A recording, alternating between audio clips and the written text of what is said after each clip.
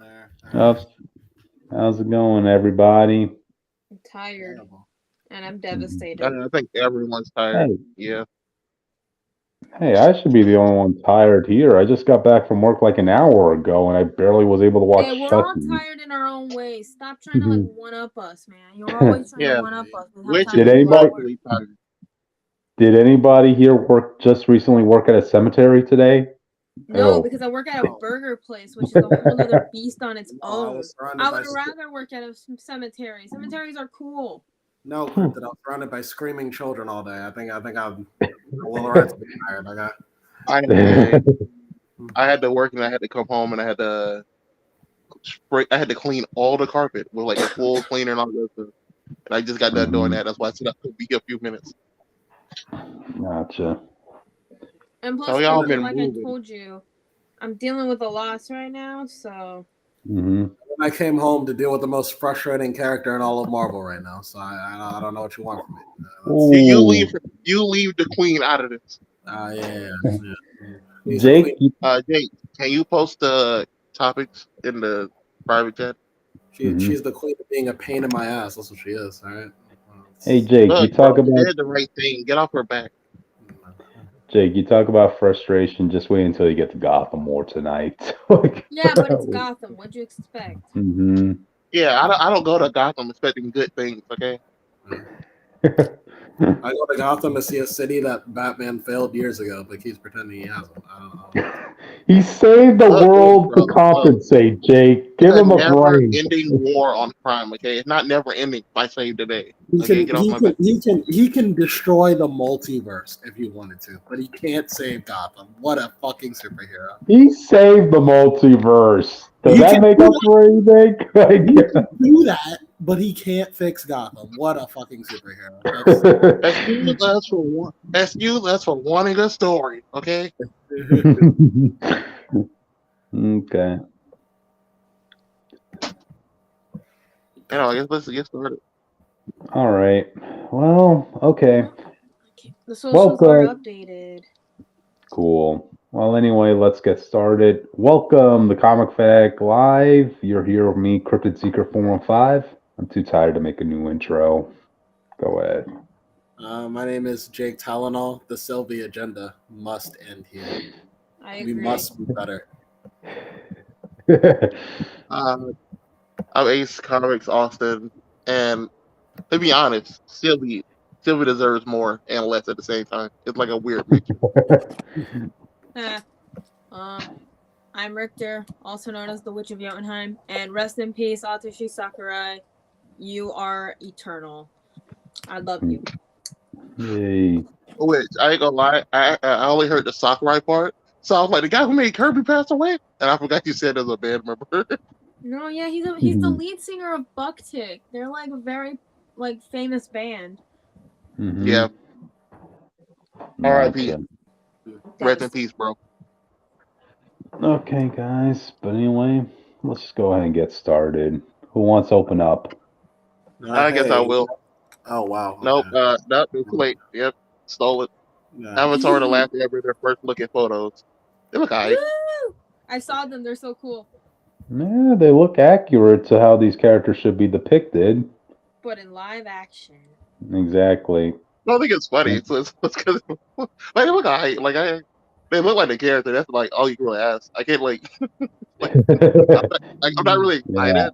Do they look like the yeah, character? Because that's supposed to be like expected in this movie. yep, yep. And I'm just glad this whole series is going to put the rest out whole. Anybody trying to say that the Fire Nation was based on America? Nope, I don't want to hear that argument ever again. Like, you They're know, still gonna say the policies are based on America for some reason. I'll tell you that right now. They're still gonna do that. nah, based on like what the specific casting of all the civilians of the Fire Nation, based on how all the structure and architect looks over there, based on the fact Yeah, that their style of firebending is specifically based on Northern Shaolin Kung Fu. yeah. Get out here with that whole All America that stuff. and their politics are based on America. There you go. Shaolin Kung Fu. Get out. Oh, somebody echoing? No, it's fine. I thought that Keep was going. big. We all Okay. R.I.P. to him. We all remember when the American flag was waved proudly in the Fire Nation. Oh god. Oh, Joking. I kind of do want to see their flag, like them burn down a village, just leaving their flag there. I think that'd be hilarious. I want to see when Zuko turns good. I want to see him kneel and do the Kaepernick. yo, I want a Jesus full Christ. ending scene with the Fire Nation's version of the Star Spangled Banner. There you go. I want to see the part where May's father comes in and says, "We got to make the Fire Nation great again." Oh Who is Jesus Christ, it? shut the fuck up. Who is it? That happened in the comics. No, well, he Yeah, didn't that is what happened. specifically say that, but there were a faction of Fire Nation citizens that looked at Zuko and say, like, you're a weak Fire Lord. Ozai may have had his problems, but he was a strong king, and we want that reign back. Yeah, because like it's fine, like living in peace, but when Ozai was in charge, they were on top of the world, like they were at the top of everything, Mm-hmm. from their point of view. Yep. So like, yeah, peace is good. But we were like kings at first, bro. Yeah, Like, and from the civilians' eyes, Zuko is just doing whatever Aang or the Earth King are commanding him to do. to be fair, are they wrong? Yeah, I know. Yeah, but still.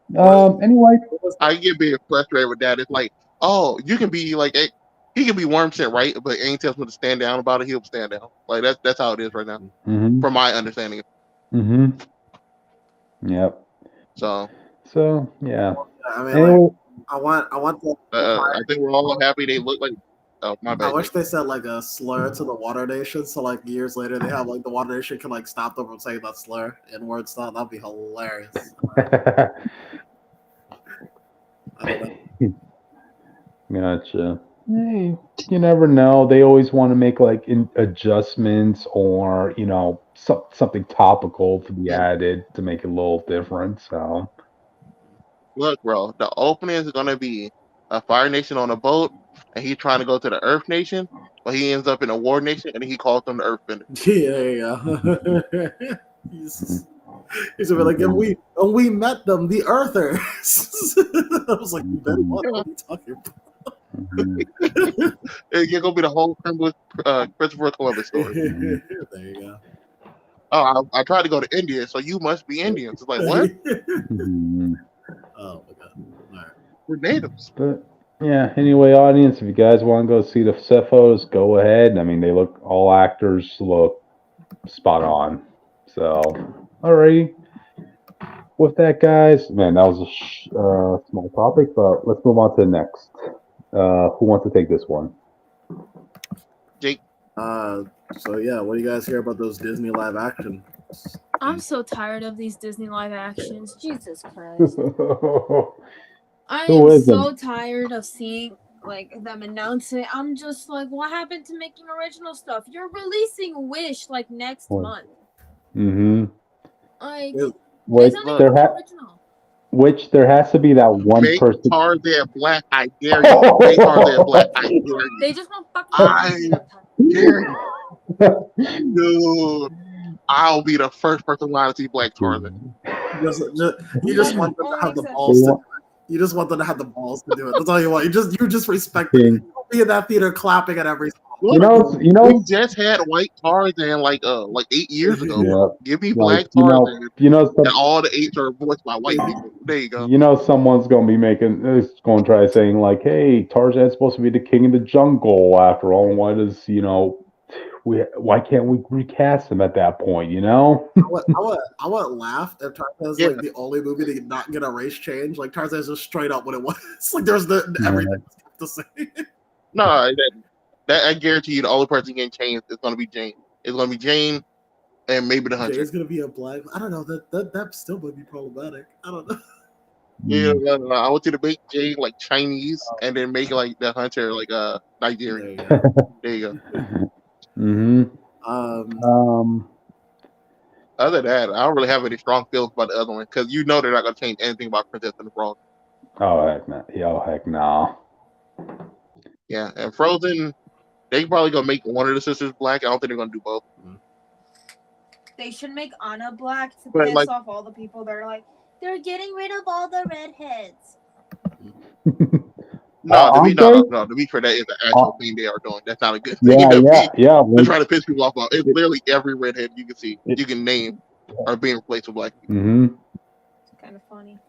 I Yeah. mean, I don't really care. I, as a black person, I don't think it's funny. I miss my redhead people. I don't really. I miss Irish boys. I don't really care either way because I'm fine with them. You're- They can come out as long as people are. As Disney's clearly making them for a reason, so they must be making money or doing something for them to some capacity. So, Mhm. don't watch them. I don't know what to tell you. It's like, you know, To be fair, the last few have had like drops in money. Mm.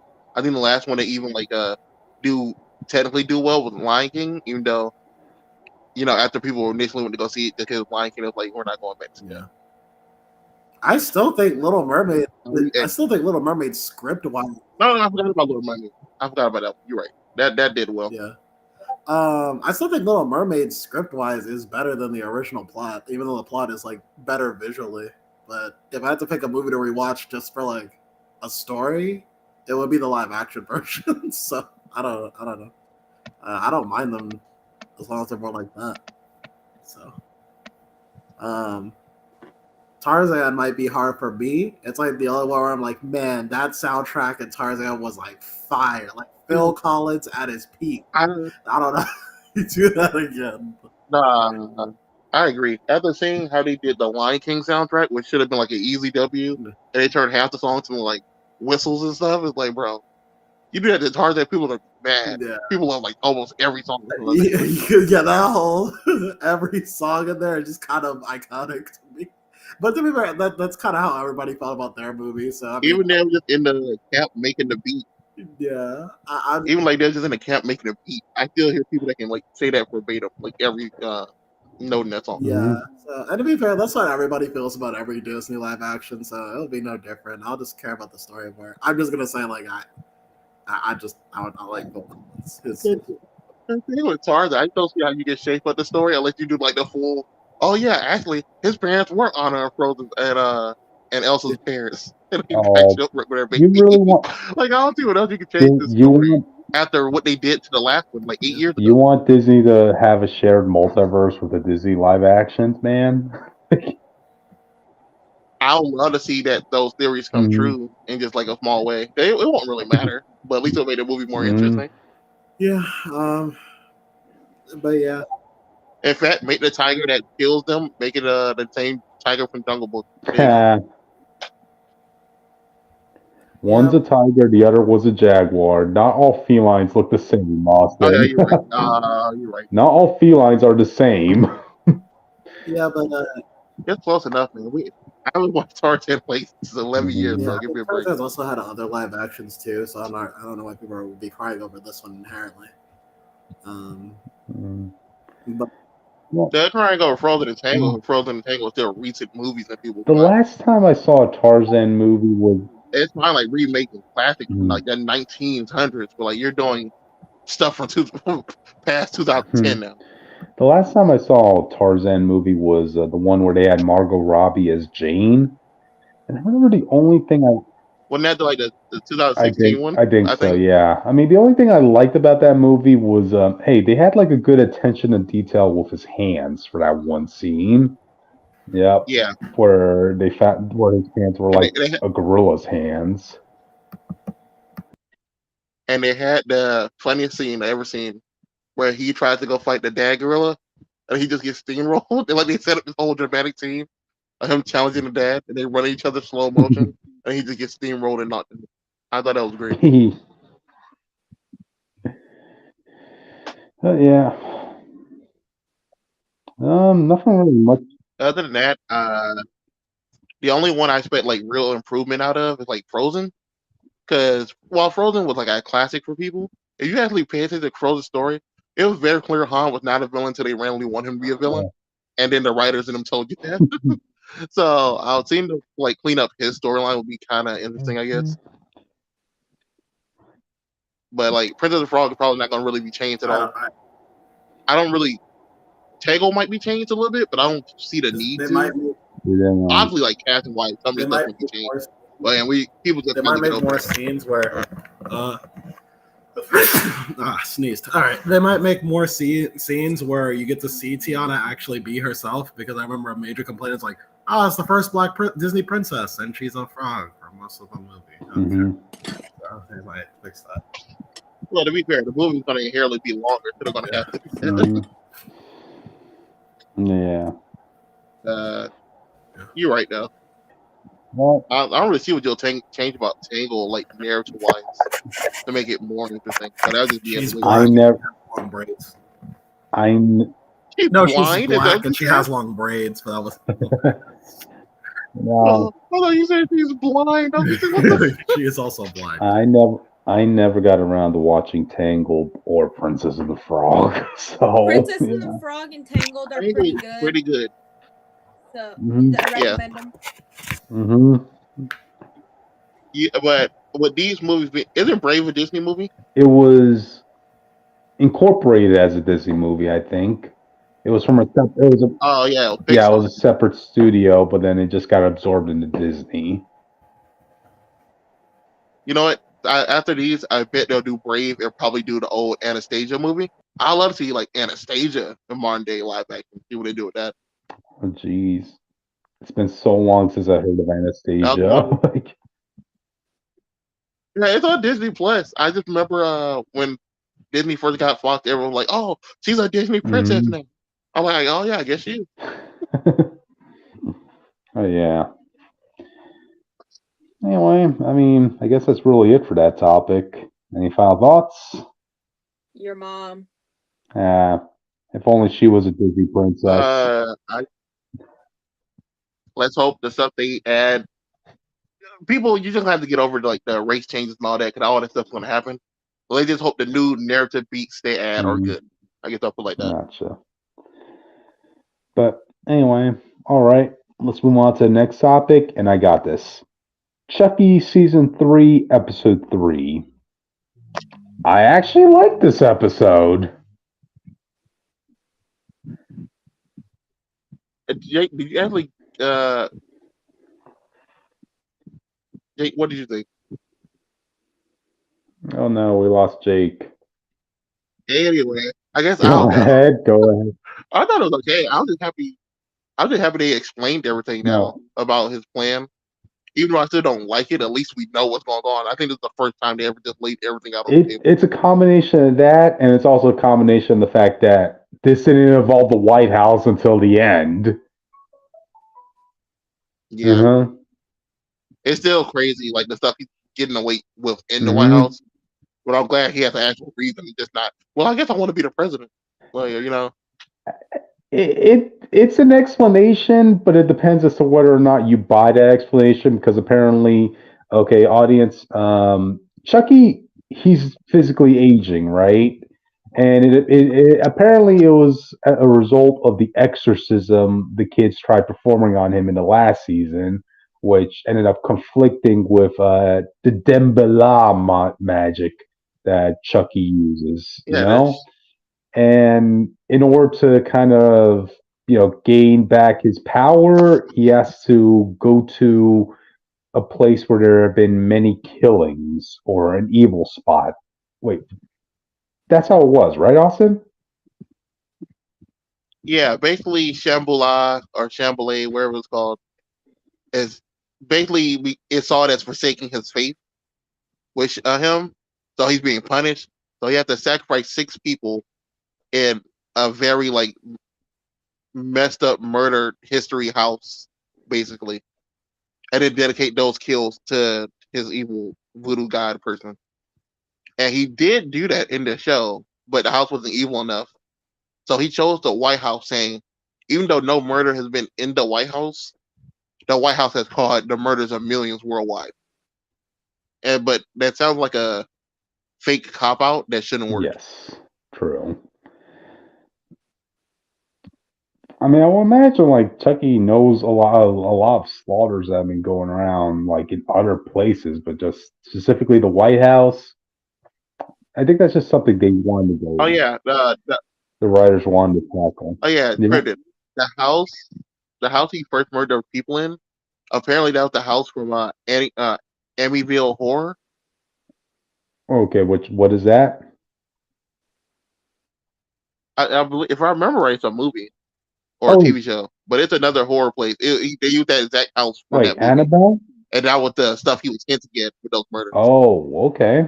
All right, nice tidbit of trivia. Yeah, yeah. People all over showing me that when it came out, and I was like, yeah, okay, yeah. It's a film series. It's an old film People, series. The house he picked was okay. It was a film series about the Amityville hauntings. It's about a man named Defoe who shot and killed 6 members of his family in their hmm house, and that's what Chucky was talking about in that. Gotcha. Man, people are just so desperate to have Chucky crossover with some other horror franchise, you know? I don't know why. Like, I understand it'll be funny, but realistic, like if you want like a fight, Chucky's losing to everybody. Let's see. People wanted him to cross over with Leprechaun. Mm, Leprechaun would kill him because just with his yep, magic, it's yep. easier. He don't have to do chants and stuff. He just does whatever he People wants. want him to cross over with Megan. Oh. To be fair, that would be funny. But still, Megan would slaughter Chucky. Yeah, that wouldn't be a fight. It would just be Yeah. funny in general. I think there was some talk about people wanting him to cross over with Scream or Ghost. Yeah, there were some Mhm. talks. I mean, he was supposed to be a part of the big movie crossover because I believe in one of the Jason Mhm. films, in Jason Goes to Hell, they introduced a Necronomicon, and in that movie at the end, you see like pieces of other horror stuff. You see like the chainsaw, Texas Chainsaw. You see like Chucky's outfit and all that stuff in the scene. Ah, And it was implying that all these monsters were supposed to be connected to the Book of the Dead, ah. and that's how they were going to do the crossover for them Mhm. all. And then that didn't work, so they just did Freddy vs. Jason. Aw. Okay. Yeah, we're going to get a whole murder or cinematic universe at one point, and just didn't fall through. Yeah, but still, we're getting this anyway. We also do get an explanation. Well, we also do get the scene as to how Chucky, got into the presidential White House, and I gotta say that kid is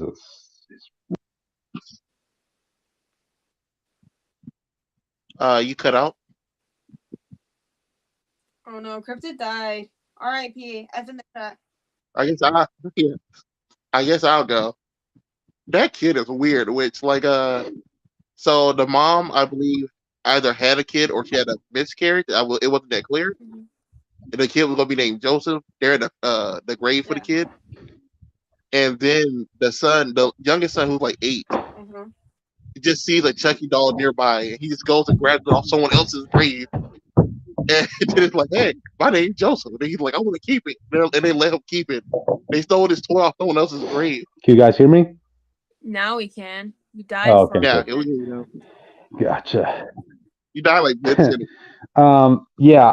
Also, pretty much explain how stupid that scene was, especially since this own episode, it actually brought up that Chucky has his own horror movie in this universe. They go back to that well again. Yeah, no, that's been the thing for a while. Yes, So I forgot about it, but he mentioned it it was the like in trial the of second movie with the wife, with the girlfriend. yeah, but it was also mentioned up in court. When Jennifer Tilly was being put on trial, and they tried to plead into defense. Yep, there's 4 Chucky films in canon. Yes. So you're telling me nobody brought up that, hey, the good guy doll, that was the doll from the movie, especially since his older brother's an influencer.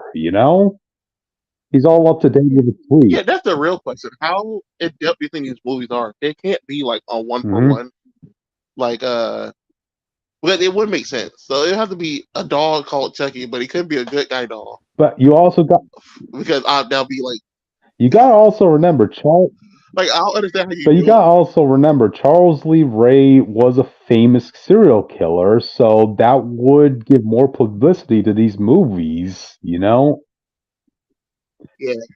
they probably would have been trying to be as realistic to Andy's story Mhm. as they could from what they heard from the kid, just sell. Yeah, and And it just still doesn't make sense why this kid's like so physically attached. Like the moment he saw Chucky, it was almost like love at first sight. You know? Come on, kid. Yeah, Um, I get he's grieving for his would be or younger brother. I couldn't tell if the kid actually like was born for a while or mhm. not. Because I don't think it really makes that clear. But it's like y'all just put this kid go steal and tore up someone else's Yeah. grave. That's crazy to Oh, and me. also keep in mind, like they had to put it through a checkup first. You know, the government officials they put it literally through a CAT scan, and they saw that he has an actual skeleton inside it, or organs and everything. And the people in the White House are like, well, Yeah, they should have threw it out. no, They they're should have threw it out. they're That's crazy. like, oh man, wow, they really make these toys fine in detail. What the hell, guys? Like, you know. Nah, that's crazy. You can just look it up and find out that a good guy dog don't have all that, and it'll be over. Exactly. Oh, But let's go to the. I was Go about to ahead. say, speaking of kids we hate, the little sister, dude, I won't lie. I like her in this episode. she is gonna grow up to be a serial killer. Dude, I liked how all in she was for no reason. Yeah, Like she has no reason to be so into this, but she's like full on Chucky's like daughter now. It's kind of crazy. that is insane. Like, I mean, Chucky was literally trying to put his spirit inside you, girl, and you're like, oh well, you should have asked me about that. I could have helped you out with that spell. What? How old is like? It's like all the kids are just dumb in general, and I don't understand. What? How old is this girl supposed to be? At least like 9, 10. Yeah, at least that's how she started as. She's definitely older than like the president's kid, who's like 8, I Mm-hmm. believe. And all, It's hard to tell with yeah, kids now, bro. I and really all don't the thing, know. Let's and see. I don't know. yeah, and apparently she's good at investigating because she found all the stuff she needed to find out on that president's kid on her own. You know, I forgot about that. hmm Yeah, that's like, that little girl over there doing some Batman detective hmm work. like I just don't know what's in store with her for when she does actually meet her sister Lexi. Like, what's the end result? She's okay with what Chucky does. She wants to kill. There was a scene where the sister actually does meet up with Nika, who had her limbs dismembered, and she's like pointing at Chucky, smiling, saying, "Aw, did you do that? This kid's gone." Uh, yeah, I get thinking on end with the kid either dying or we're gonna get another fake out scene like when Chucky killed Nadine, where she acts like when she finally meets Caroline, she acts like she's good hmm and she kills her or stabs her at the very Yeah, least. But they don't save this girl. She has to die. I'll like at the end of the season. There's no hope for the child. yeah. The- It's weird to say that, but like y'all don't see how like into it she is, and she wasn't raised like this. She just tried it. Like she just saw Chucky do it one time. Like yeah, that's what I She want in my life. saw Chucky slaughter a taxi driver, like blood was gushing out, and she's like looking at it, smiling. Whoa. Oh, and by the way, audience, Keenan Thompson actually makes an appearance in this.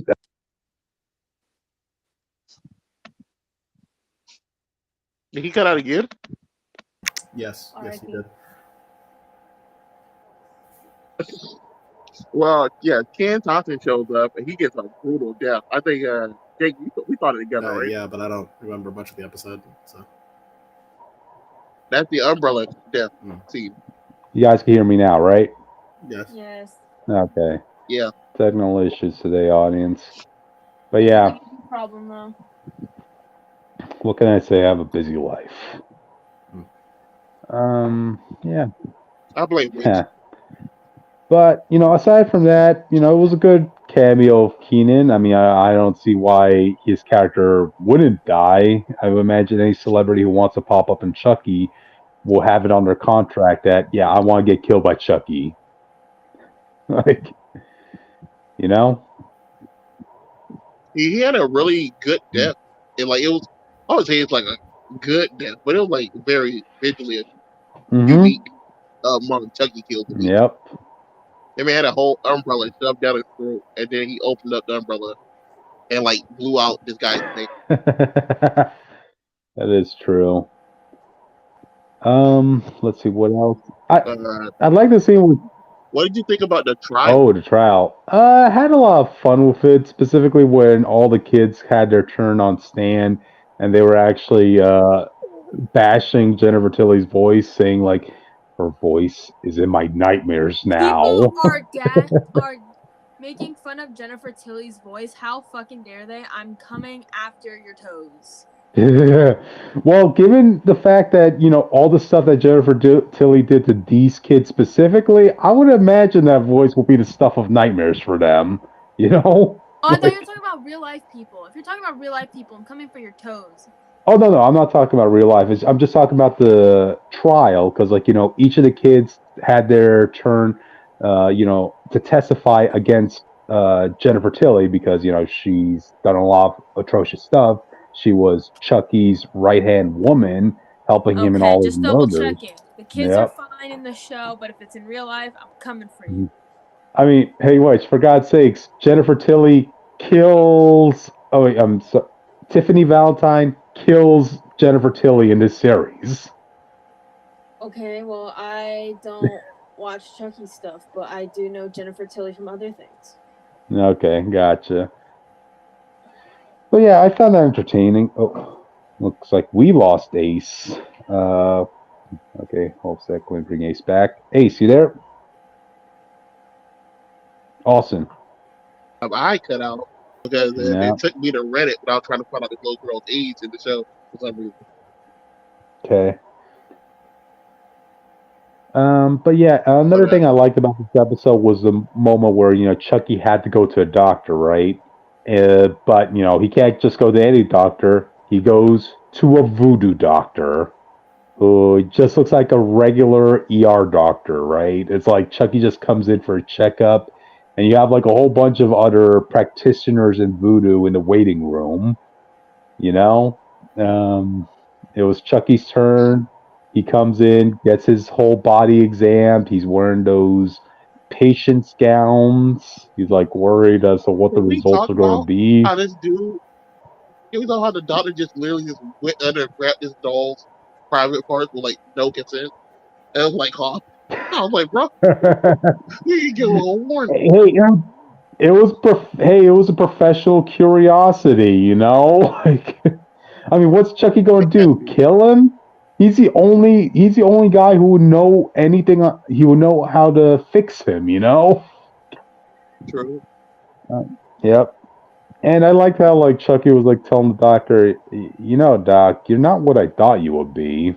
And the doctor's like, oh yeah, I'm sorry. I'll bring my chickens and lambs for sacrifices next time. But yeah. Again, this episode was a lot funnier than a lot of episodes we've been watching. Yeah, I'm just happy that they got out of the White House. That's the only thing holding this series back, which is ironic since that is the selling point of this season, It had no reason to go to the White House. I feel like that was like the last thing decision. They're like, oh, well, season 3, we just want to do now. They go to the White House and they just vote the blood. It's like a Fast and Furious. They want to go to space? But sure, I guess. Put a car in space. That's the way it went. But anyway, any final thoughts you want to get out, Austin, before we move on? I gave this episode like a 7. I think it's better than the other 2. But so I hope we know they're not going to be able to keep this up because they're going back to the White House. But I hope it becomes a little bit more realistic in some of this stuff, even though it's with that. Yeah, that's what I was also about to bring up. Like, as good as this episode was, we're going right back to the White House in the next episode. Dang it. Okay, but anyway, alrighty then. With that, let's move on to the next topic. Which, you want to do the honors? Hi, Loki. Yeah, I could do Loki. Why is Witch doing Loki? Witch doesn't even watch Loki. What? I do watch Loki. Okay. Yeah, what are you talking about? We're talking about Loki every week. Oh, okay. Yeah, I Mhm. do the live tweets on Oh, Twitter on my personal page. Okay. Well, go ahead. Damn, I just wanted to say that Miss Minutes is in her yandere era right now. Like, it's kind of scary. Now we Mhm. talk about how Tara Strong is Horney. Yeah. I had the E in there, but she was Oh, named yeah. with a Sorry, it took me a Now, moment. I was like, I literally was texting. I was like, is this clock trying to fuck? What? Yeah, she is. So She's trying to fuck this random guy who happened to be a variant of the man that she fell in Wait, love with. hang on. Let's do this right. Let's go over what happened. So basically, this episode, we're hunting down Renslayer and Miss Minutes, who are apparently looking for a variant of Victor Timely, aka Kang of the Kang Gang. I say. a variant of Kang. Kang who is Victor Time. Yes. And so basically, we're basically following Loki and Mobius as they're Mobius. tracking them down. Who they're they- they're on another date, guys. On the- All my Lokiest shippers. On their adventures, they do run into Victor Timely, and then Loki immediately recognizes him as He Who Remains. But of course, as he thinks this is like another Kang that's come to invade, this is actually a version of Kang that really hasn't become Kang yet. He's just Yeah, no, he's just a scam artist right now. It's funny he even thinks that because, like, bro, you could have his time. Yeah. That dude just sitting here. Yeah. So He didn't come from anywhere. He was here already. But so as they're trying to exfiltrate Victor Timely out, they get intercepted by Renslayer, who and then they have a little fight over him, and this turns into a fight with the most frustrating character in the show, Sylvie, as she returns to kill God, one don't of get the me Kang variants. started. And despite Y'all didn't get off her back. and despite being told in every which way that if she does this, she will lose the thing that she wants the most, she doesn't care. Well, whatever. And then she's gonna blame Loki for it, which frustrated me to no end. Anyway, No, but she is right to do so. You're talking. Y'all give it all this stuff to a woman who's been on the run for 1,500 years. at this point, if you're, we'll get into it later. Let's finish the episode. Then we'll get into it. All right. So anyway, so they're running. So as Victor Timely escapes with the Renslayer crew, Renslayer also doesn't want to work with Mobius. I'm not gonna lie, I don't remember enough about Renslayer from the first season to really be Me mad at it neither. anymore. Well, these two buttholes are doing that. Renslayer was the head of the TVA, but she was also Mobius' close friend. Yeah. And when Mobius ran off with Loki and stuff, they kind of felt like they were betraying each other in their duties. Yeah. That he was undermining her whole thing, and then he went with Loki to take down the TVA.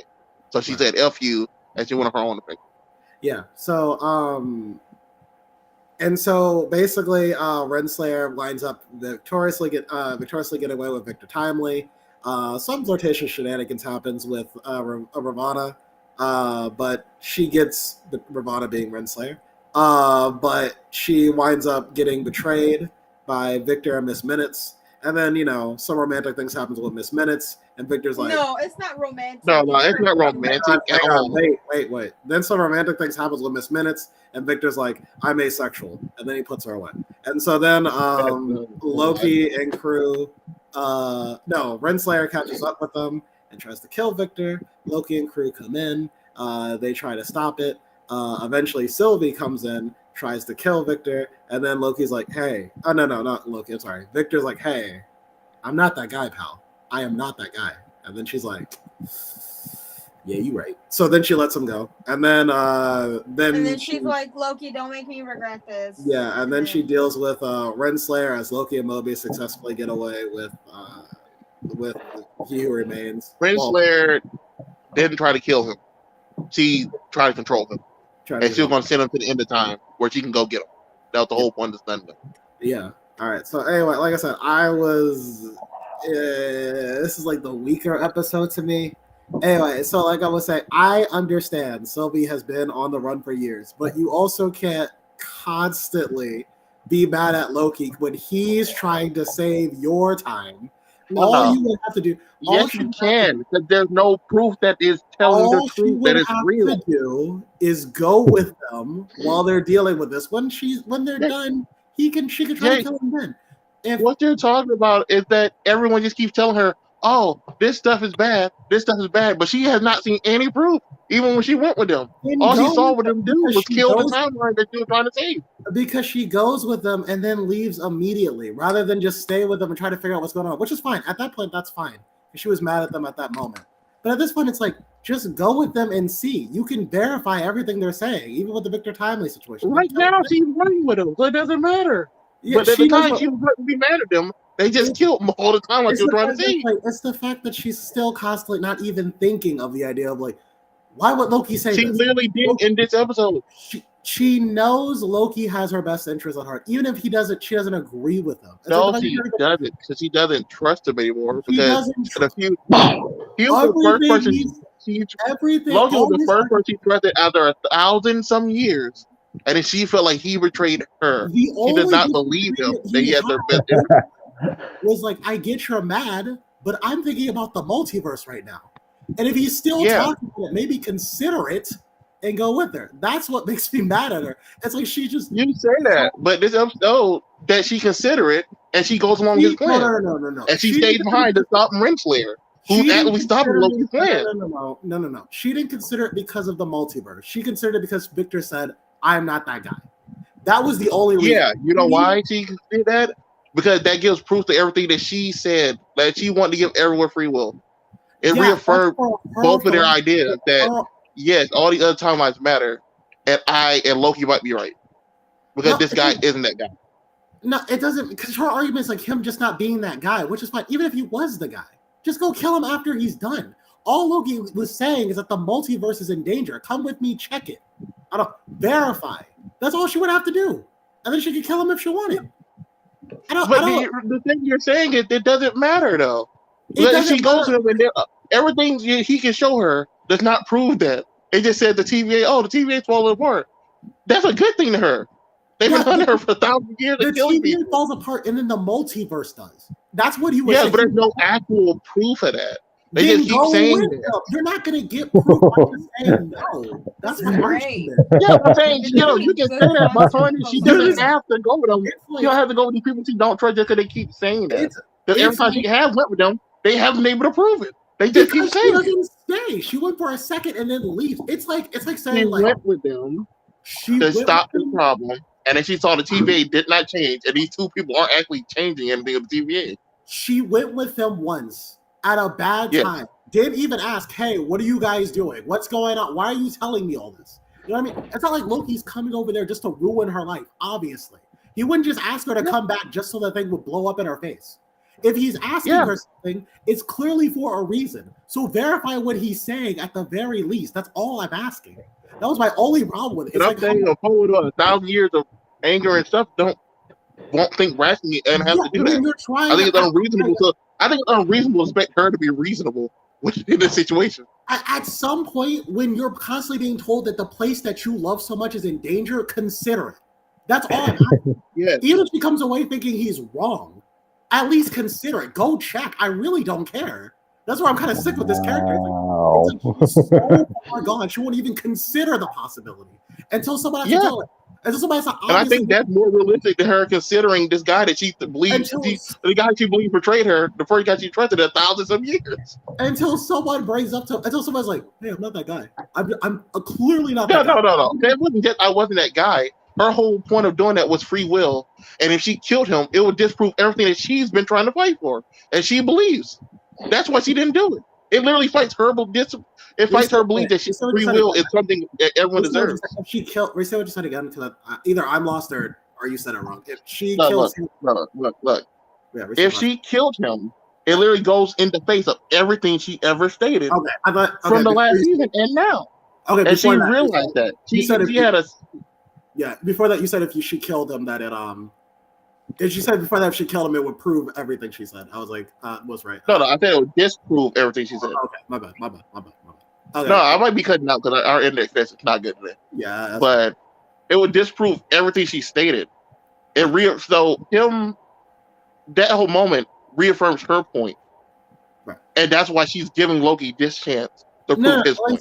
all that's fine. It's just to be like the levels of irrationality you would have to have just to not even consider something when the multiverse is at stake. The thing that you're fighting for is at stake, and you're still on this. No. That's what I'm saying. Though we know that's a real thing. She doesn't know. They just keep saying because they can't show her any real proof besides the TVA said so. The TVA that she doesn't like or trust. The proof is at the base right now, and if she was just like, show me. The proof really isn't at the base. If she goes there, it's just going to be a machine saying, "Oh, the universe falling apart." She doesn't trust these people or believe the stuff. That's just that's not going to prove it to her. It seems like I don't know. To me, it seems like a whole other world of irrationality for me. It's just I don't know. It's like that was so frustrating just to hear. Just to hear that she cares about this world so much, but not enough to even just consider that maybe let me just watch them do the process, and I could still kill him later. It's not like Victor Timely's Kang. He's just a loser. That's all he is. Hey, hold up. He built that thing, okay? Get off his back. He's not the guy who last time she tried to kill him, she couldn't touch him unless he said so. That is not the same guy. Hey. He's going to be that guy. Yeah. She's not gonna be that guy immediately. So the fact that that's what I'm saying. It's like all the cards are in her hand just to wait. It would not kill her to wait. The only threat in the TVA to her is Loki, and clearly she can get around him if she wanted to. So I don't even know why she won't even just consider waiting. That's my issue. He doesn't consider waiting because she waited for 1,000 years for this stuff, and then she finally got what she wanted. And then everyone keeps trying to throw it in her face like it's the biggest, baddest thing in the world without any real proof. If she goes to this base, and Ouroboros just says, "Oh, this machine is freaking out. The universe is going to fall apart." She have no reason to believe him or TV after everything he did. Right, at that point, you have Victor Timely come in because all they really want from him is to fix it. So have Victor Timely come in, they can open the door, fix the thing, and then you can just kill him. It wouldn't really matter. Yeah. Again, but if you're complaining about how she acted in this episode, but in the end, she still did what they did. It doesn't matter. They got him. She let him go. Our levels of degrees is just frustrating. Obviously, after this point, I hope that she doesn't do this again. Because that's the only reason that she's going to. The only reason that salvages for me is that she's learned the lesson, like, oh, I just can't just go blind. She didn't. She didn't learn the lesson. She just reaffirmed her belief, but Loki still got to prove his point. If they get Victor and it doesn't work out, I think she's going to be right back where she started, to be honest. No, but at that point, that would be fair, though. Because at that point, they did what they said and it still didn't work. That's fine. I don't mind that. It's just at this point where it's like, it just feels like she's like on a whole other world of rationality. That's my problem with Sylvie. That's the only reason. I agree with you, but the thing is, she is. Yeah, that's the whole point of her character. They showed that in season 1. All she cared about was killing this dude, and then she found out that potentially killing this dude brings other guys versus this doom, and he's just gonna be right back here anyway. Everything she did, from her point of view, meant nothing. Which is that's another thing Loki said. Did Loki in the last? I forgot. Actually, you will have to remind me. In the last season, did Loki even say, "Hey, don't do this. They're gonna bring more Kangs in. That's gonna be another problem." No. Yes. No. Yeah. Kang says it, and he's like, maybe that's true, maybe it's not. You don't know if I'm lying. So Loki says, "Wait, don't do this. Maybe he's right." And she's like, "What the fuck are you talking about? We did all this. I waited 1,000 years for this. I'm gonna kill this guy." And you know what's crazy? And then after that, he was proven right in this episode with another Kang shot. It's not the Kang that they're talking about. No. The thing is, though, he didn't show up. Like, this dude was already here. Renslayer went and found him and then gave him the book. But it wasn't a Kang showing up to fight. This is a Kang this is literally a guy who lived here. Right. In this timeline. We're talking about other Kangs actually are showing up. Not like in the way that like they thought, but it's already like a little bit. You know what I'm saying? Like even just a little bit of credibility would be like. But I don't agree with that because everyone else has variants too. So of course the dude's gonna have variants just around. But when you say they show up and they're worse than me, and this guy clearly isn't that means so far that he's not proven right. Unless if I misunderstood, they never said. Wait, what? Well, I actually forgot what I was just. No. The whole point of his statement was, if you think I'm bad, wait till you see my variants. They're gonna show up, and then the war is gonna start again. They're actually gonna come here to fight. One second. While I remember, my point was that it sounds like from this episode there weren't Kang variants until this branch happened. So at every other time there wasn't a Kang. There was just this one. No. Jake, in season 1, the way he explained it is that the multiversal war happened. He used a cloud thing to separate the timelines where Kings were from this timeline. They didn't get destroyed; they were separated, and that's where. And when those timelines got messed up, that's when the Council of Kings formed, from my understanding. Okay, I'm so sorry. I cut out. Okay, look. He used the cloud thing to separate the timelines where these King variants were. And those King variants became the Council of Kings. Okay. But all these timelines should still have a King. Okay. But from his point of view, he was saying the all these versions that are worse than me, who want to do harm stuff, are going to show up if you kill me.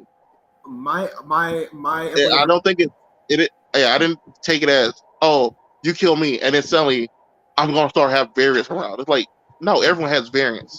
The only person that doesn't have a variant is America Chavez. Which makes just in my general. interpretation. But we'll come back. Like I said, I don't remember Loki season 1. Loki season 1 was like a slow burn. It was like a year ago, so obviously, like I might be missing. I said it before. I'm missing details from season 1. I just forgot. That's fine. The implication I got from this episode was Loki was that once the timelines branched from here, there were just Kang variants that just started popping up. Like they weren't here before. That was the implication I got. I guess you could take it as that, but we already do. But we know there were Kang variants because of the multiversal war, and we see the people who survived that war. Well, I thought that, like when they said Kang variants, that's what I think we were still confused. Well, at least I was about how the multiverse works here. So I always thought those Kangs were from the separate sacred timeline. So they're not really like, I don't know how to explain it. I'll give you that. Let's leave that part alone. Leave that part alone until they explain that more. I'll give you that. Because like it's up to the interpretation, but I took it out a whole different way from you, apparently. Yeah. I'll give you, I agree that how she's acting isn't any type of real reason, and a real person probably wouldn't act like this. But I say we have to give her the benefit of the doubt because of the 1,000-year stuff and everything she said. I'm not like, because she didn't really like kill him, and it seems like she's progressing past this. I'm not really as frustrated as I would have been, because I thought she was gonna kill him, and that's why I texted you like, I think I'm done with this character, but she didn't. Yeah. So I think I'm like I'm a bit more like, okay, well, she's salvageable for me. But it's frustrating just seeing her character just be the one to just wreck in any progress the characters have. I had this problem with Renslayer too, but I think I forgave it more when I realized she's just ambitious, and I think she was just doing it just so she could be closer to. They say that she did it. She said she did it specifically because she wanted to be this guy's equal at the end of time.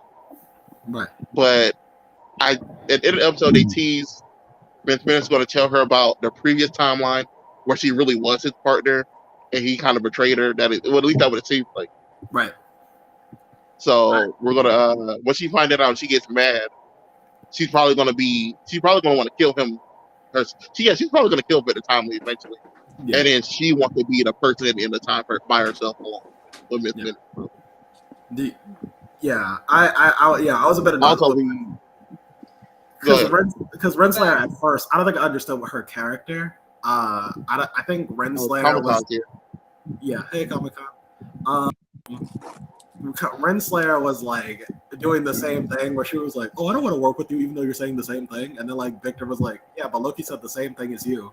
And she's like, "No, we can't really trust him." I'm like, "But he doesn't even know why you're here, so him saying the same thing is more credibility than anything." But I took it as more like she just wanted the credit victory more so than Loki, so she could, get closer. That was how I kind of rationalized it. But yeah, first she wanted to be his partner, and then after he betrayed her, she wanted to be above him and have him work under her. And whatever Miss Bennett's about to tell her is about to make her go full like 8 on all of that, to be honest. Yeah. How'd you guys feel about Miss Minutes though in this episode? She's a yonder, and and she is down bad. Really? Oh boy. Let me say this real quick before we continue. Comic-Con, you asked us to do Gen V. I didn't realize it was only 8 episodes, so me and Jake would do it next Thursday after the final episode airs. Yeah, there you go. Mm-hmm. But yeah, no, I like the Miss Minute stuff really took me off guard because I was like, oh wow, she's devious. I was like, oh wow, she wants to fuck. Nobody was prepared for that. Like, wow. Yeah. Since they're giving her a body, do you think they're gonna do Jocasta? That's the only person I can believe. Like the body. Ooh. Maybe. Yokasta was Ultraman's like robot. Yep. Yep. I like how she knew that Kang doesn't like partners, or at least Victor Timely doesn't, and then she tried it again for some reason. That was very confusing to me. Yeah, she told he says it straight up, and then Wrestler tries to be his partner. She gets betrayed, and then Dennis tries it for some reason. Yeah, It's weird that even though they have the most experience with variants, they still want to act like this guy is already that guy. yeah. When he's clearly not. I think Ritzler was treating him the most like he was at the moment, and then Miss Minute's like, "No, you're just Kang. You're just gonna be him." Like, you know what I mean? She literally tried to run at him to kiss him. I don't know how I feel about Lively. I think his acting's too slow. No, that's why I liked it, because he's doing his best to try to make every variant different in some way or another. Yeah. So having this one where it's like he's slow, he stutters a little bit with speaking. Mm-hmm. I kind of like the distinction. My only real problem with him was people who don't know, Victor Timely in the comics was when Kang lost to the Avengers, I think the third time, he was like, you know what? Maybe I need to sit back and observe. Not everything needs a reaction. So he went back in time to before Captain America, so he can make this town and sit in the background and watch like the progression of the Marvel superheroes to find a new way to beat them. So turning that into just basically, he kind of reminds me of Mysterio to a degree. He's a con man with like parlor tricks. But the way he explained it is that I know how to build this stuff. It just I don't have the technology to do so. Yeah. So it's going to be interesting to see how they progress that part. It's also weird too because like I'm also like so this is clearly one of the first the prior Kang's backup plans, right? So like he was like, this is the he who made the wreck backup plan. So even though he said, I don't know if you remember in season 1, you don't remember. In season 1, he says, even I don't know what's going to happen past this point. After he got stabbed. Yeah. So, but he had enough foresight to know about this timeline, which is why I said what I said earlier, where I think this timeline was already around and just separated from the Sega timeline on its own. You think there's like a timeline? So he clearly saw enough to know that this plan was going to work to a degree, right. Or he set this timeline aside just for this plan. Yeah. Mm-hmm. Were you gonna say something earlier, Crypt? I feel like I heard you say something, but I cut you off. Oh no, it's okay. I mean, I'm just like surprised at how much of a reaction the Sylvie character gave you, man. Like, wow. Oh my god, I knew he was bad. To the whole tea. I even posted on Twitter about it. Wow. I knew he didn't like her, and I don't like her either. I should have told him that I don't like her, but I think I understand. I gave her more benefit of doubt. I understand. As a person, you can have like anger problems. I can imagine having anger problems for 1,000 years. You know what I mean? And just have to hold that in the whole time, bro. Well, it's also like it's just frustrating because like the plot will be going normally, and then her character derails the whole thing, and I feel like none of her justifications warrants it to me. I just don't. I feel like her character justifies derailing the whole plot for this long. I'll reason I let it slide here because she straight up just told him last week, in last week episodes. Oh, if I meet a bear, I'm just gonna kill him. Right. So I was like, okay. I wouldn't even mind if like Victor Timely acted a little more like a ruthless Kang. You know what I mean? Because he's a pretty true. And to be fair, she has to come to that realization anyway. But I don't know. Like, I would have I don't know. I would have been much more on her side if Kang was just kind of like an asshole. You know what I mean? This one, I think that. No, I agree. Yeah. Like that. Her being unreasonable isn't a good character trait. I think I'm the only person that just want to give her the benefit of the doubt for it. I'm gonna be honest. I'm pretty sure most people are gonna hate her, except for TikTok. TikTok loves her for some reason. No, there's a big chunk of people on TikTok who don't like her, aka all the actual Enchantress stands out there. I'm gonna say if you just go into TikTok and put in Loki, you'll see Loki edits. And you'll see people just loving Sylvie. That's what I thought. No, if you look at the right hashtag, you'll know what I'm talking about. Like if I'll you look probably up, wait. if you look up Amora the Enchantress, yeah. But I never expected such a reaction from this character of all people. You know, like she's not a good They character. used the wrong She's not a good character at Enchantress. all. Yeah, it should have been Enchantress. She's not a good character at all. It also would help that problem that everyone has with Loki trying to F himself, you know, because that's just kind of weird. But Oh, Miss Minutes, since they're already teasing her getting a body, like I understand they don't do Jocasta because she's like, Miss Minutes like way beyond like any AI thing we ever seen. She's making her own code. She has her own actual feelings and wants. So she's most likely going to want a real human body. So I wonder how they're going to handle that. She might just literally be like the female Vision. Yeah, maybe. I don't know. Like I really don't have any strong opinions about Miss Minutes. I just thought it was funny. I don't know. I just thought it was I funny. like her turning giant just to scare people. Yeah. You're like, I got you. Right. That was funny. I don't know. There was anything. I think this is like the weaker episode of Loki. Nothing really stand out. I mean, no. You know what I will say? The camera shots in this episode were great. I agree. Yeah, the camera work was really great. If this show gets any awards, I feel like it can get an award for cinematography or like set design, because these sets are really good. I think it's like my favorite shot MC for Yeah. Here's a question for all y'all. How would you react to like Miss Minutes opening herself up to you? Oh no! Fuck, bro. No, the way she did it was messed up in general. Like this guy doesn't know her. She's like, "Oh, I've been millions of eons with you even before the war, and you just never made me a body, so we can have sex. I didn't love you the way I did to." She's like, bro, what? in her yonder. I just want to hear how you guys would individually react to that. Like, I really wish it would have been like. I really wish it would have like. What? First switch. Okay, go ahead. I've been like, sorry, bitch, I'm gay. Boop, runs away. Okay, Jake. I really wish she would have played the game better. If I reacted to it, it would be like I don't know. Like she's a close. I don't know about it, but she could have played the game a lot better. She had all the cards in her hand. Okay, Austin. Played the cards a little better. Yeah. Because I'd have probably did an awkward laugh and act like I was going along with it. Yeah. And then still went with Loki.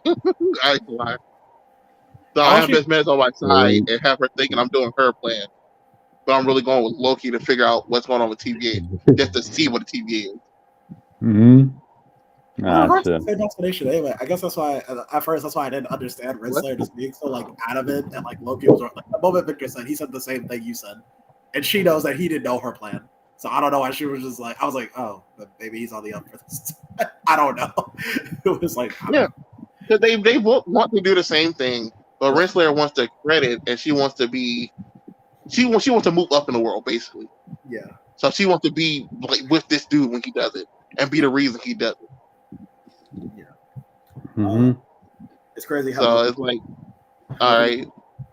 Yeah, look at just knowing Renslayer won it, he probably would be like, oh, you know, go ahead.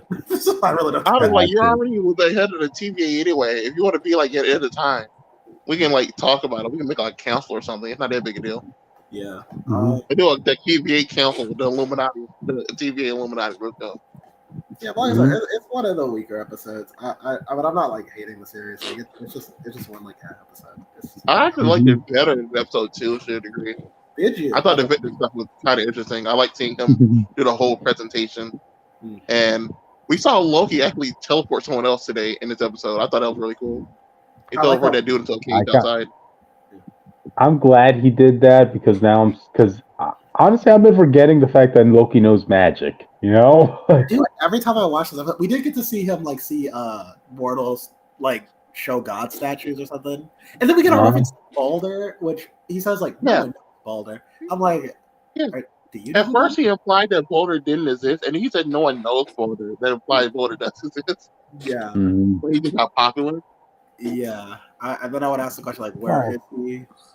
what happened. Well, compared to the other Norse gods, I mean, come on, everybody's already familiar with Odin and a Loki and a Thor, and I'm not just talking about the Baldur is MCU. I'm very talking about in famous. general. Yeah, the Baldur Brave is very famous. Yeah, even in He his must own be the mythology, most handsome, strongest god, or something like that. yeah, Mhm. Baldur in his own mythology was a guy, bro. He was like that guy. But the problem is, like, if you want to say he's canon to like the MCU or Loki knows him, who is he related to? He's not Odin's kid. Yeah. Maybe Loki got him killed, like the myth. Maybe he used to be a Warrior 3. He died. Okay, but anyway, guys, we've been on this topic for a good long while. So, any final thoughts? I'm becoming a little bit concerned about missed minutes. Past the world, concerned. Also, Justice for another Sylvie. in conclusion, I hate paper straws. There you go. Justice for Sylvie at McDonald's. The McDonald's workers. Justice for it. Oh my god! All right, it's funny you should bring about if you should be bringing up justice, because let's talk about the next topic, audience. We're done with the media news. Now we're going on to comic news. Audience, I just got Riddle in the Glorious Masquerade event. That's way better. Good for you. What is better is We don't know what better that for is. America. We're talking about Avengers Twilight, first look at Captain America's costume. And gotta say, it looks pretty epic. I like the design. Like there's more. Yeah, I think there's more. There's more of an emphasis on the red stripes from his uniform, like reaching up to his shoulder blade. But one thing to note is where's his shield? What happened there? To be fair, I think he had to get it again since Captain America is quote unquote dead in this timeline. I think he just has his suit at home. It's probably in the museum, really. I hate that idea of putting Cap's shield in a museum so much. If he retires, I feel like I feel like it'd be like the National Museum of America. Nah, if he retires, he would give that shield up to the next person who will be Cap. To be fair, he probably did do that, but I think there would be a replica there at least in the museum. And yeah, there would be a replica, but you also have to consider the fact that shield is a one-of-a-kind object. Like, you're just seriously going to put that in a museum? It's not anymore. In the comics, it still is, all right? When he died, he got buried with his shield, and he came back to life, and he brought a new shield back, remember? That was... No. When he died in Civil War, they buried him with his shield. And then they got another one for Hawkeye. And when Steve came back from time.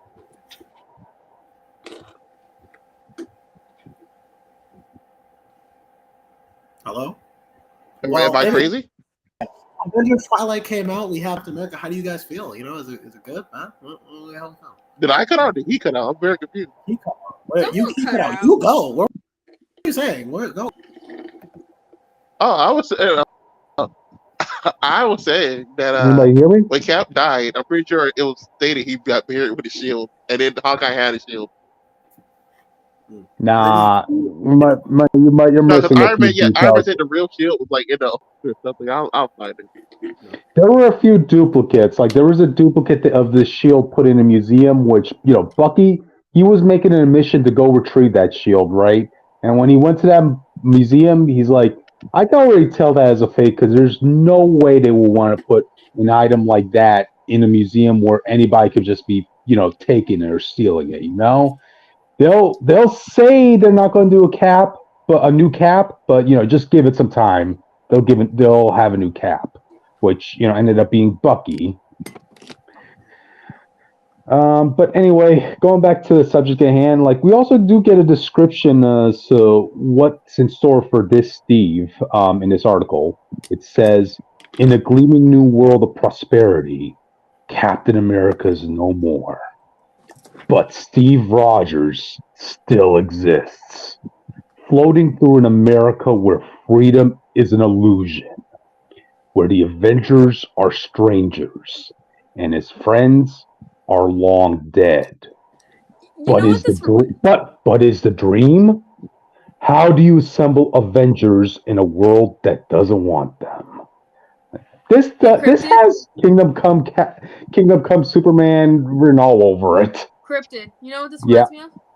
This What? reminds me of Earth X Captain America. I can see some similarities there. And Nah, I that would say that universe was is pretty good. confusing. Hmm. But you know what? This is the first time I'm actually seeing a bright future for Captain America in a long time. I'm loving his current book, and this book being written by Chip Zdarsky. One, not only will I have absolute faith that he'll do a good adaptation, but two, Chip Zdarsky, I really need you to do something good after the Gotham War event. Like seriously, dude. I need you to blow me away with this book. So yeah. Oh, and also I did read some articles here and there, and apparently Cap will be assembling a new team of Avengers. So hey, Yep. something But the to question is, are they actually new, or is it just like this is a different team? And then, oh yeah, well, Kabbalah's never been on a team with Luke Cage. This is a new team. Yeah, there's going to be an ongoing team in here called, I think they're called the Defenders, but that's not going to be associated with Cap's team. So That's definitely Luke Cage's team. there, yep. And keep in mind, audience, Luke Cage is basically Kingdom Come Batman in this universe, with the exoskeleton armor helping him to move and that stuff. So yeah, bright future ahead of America. Yay.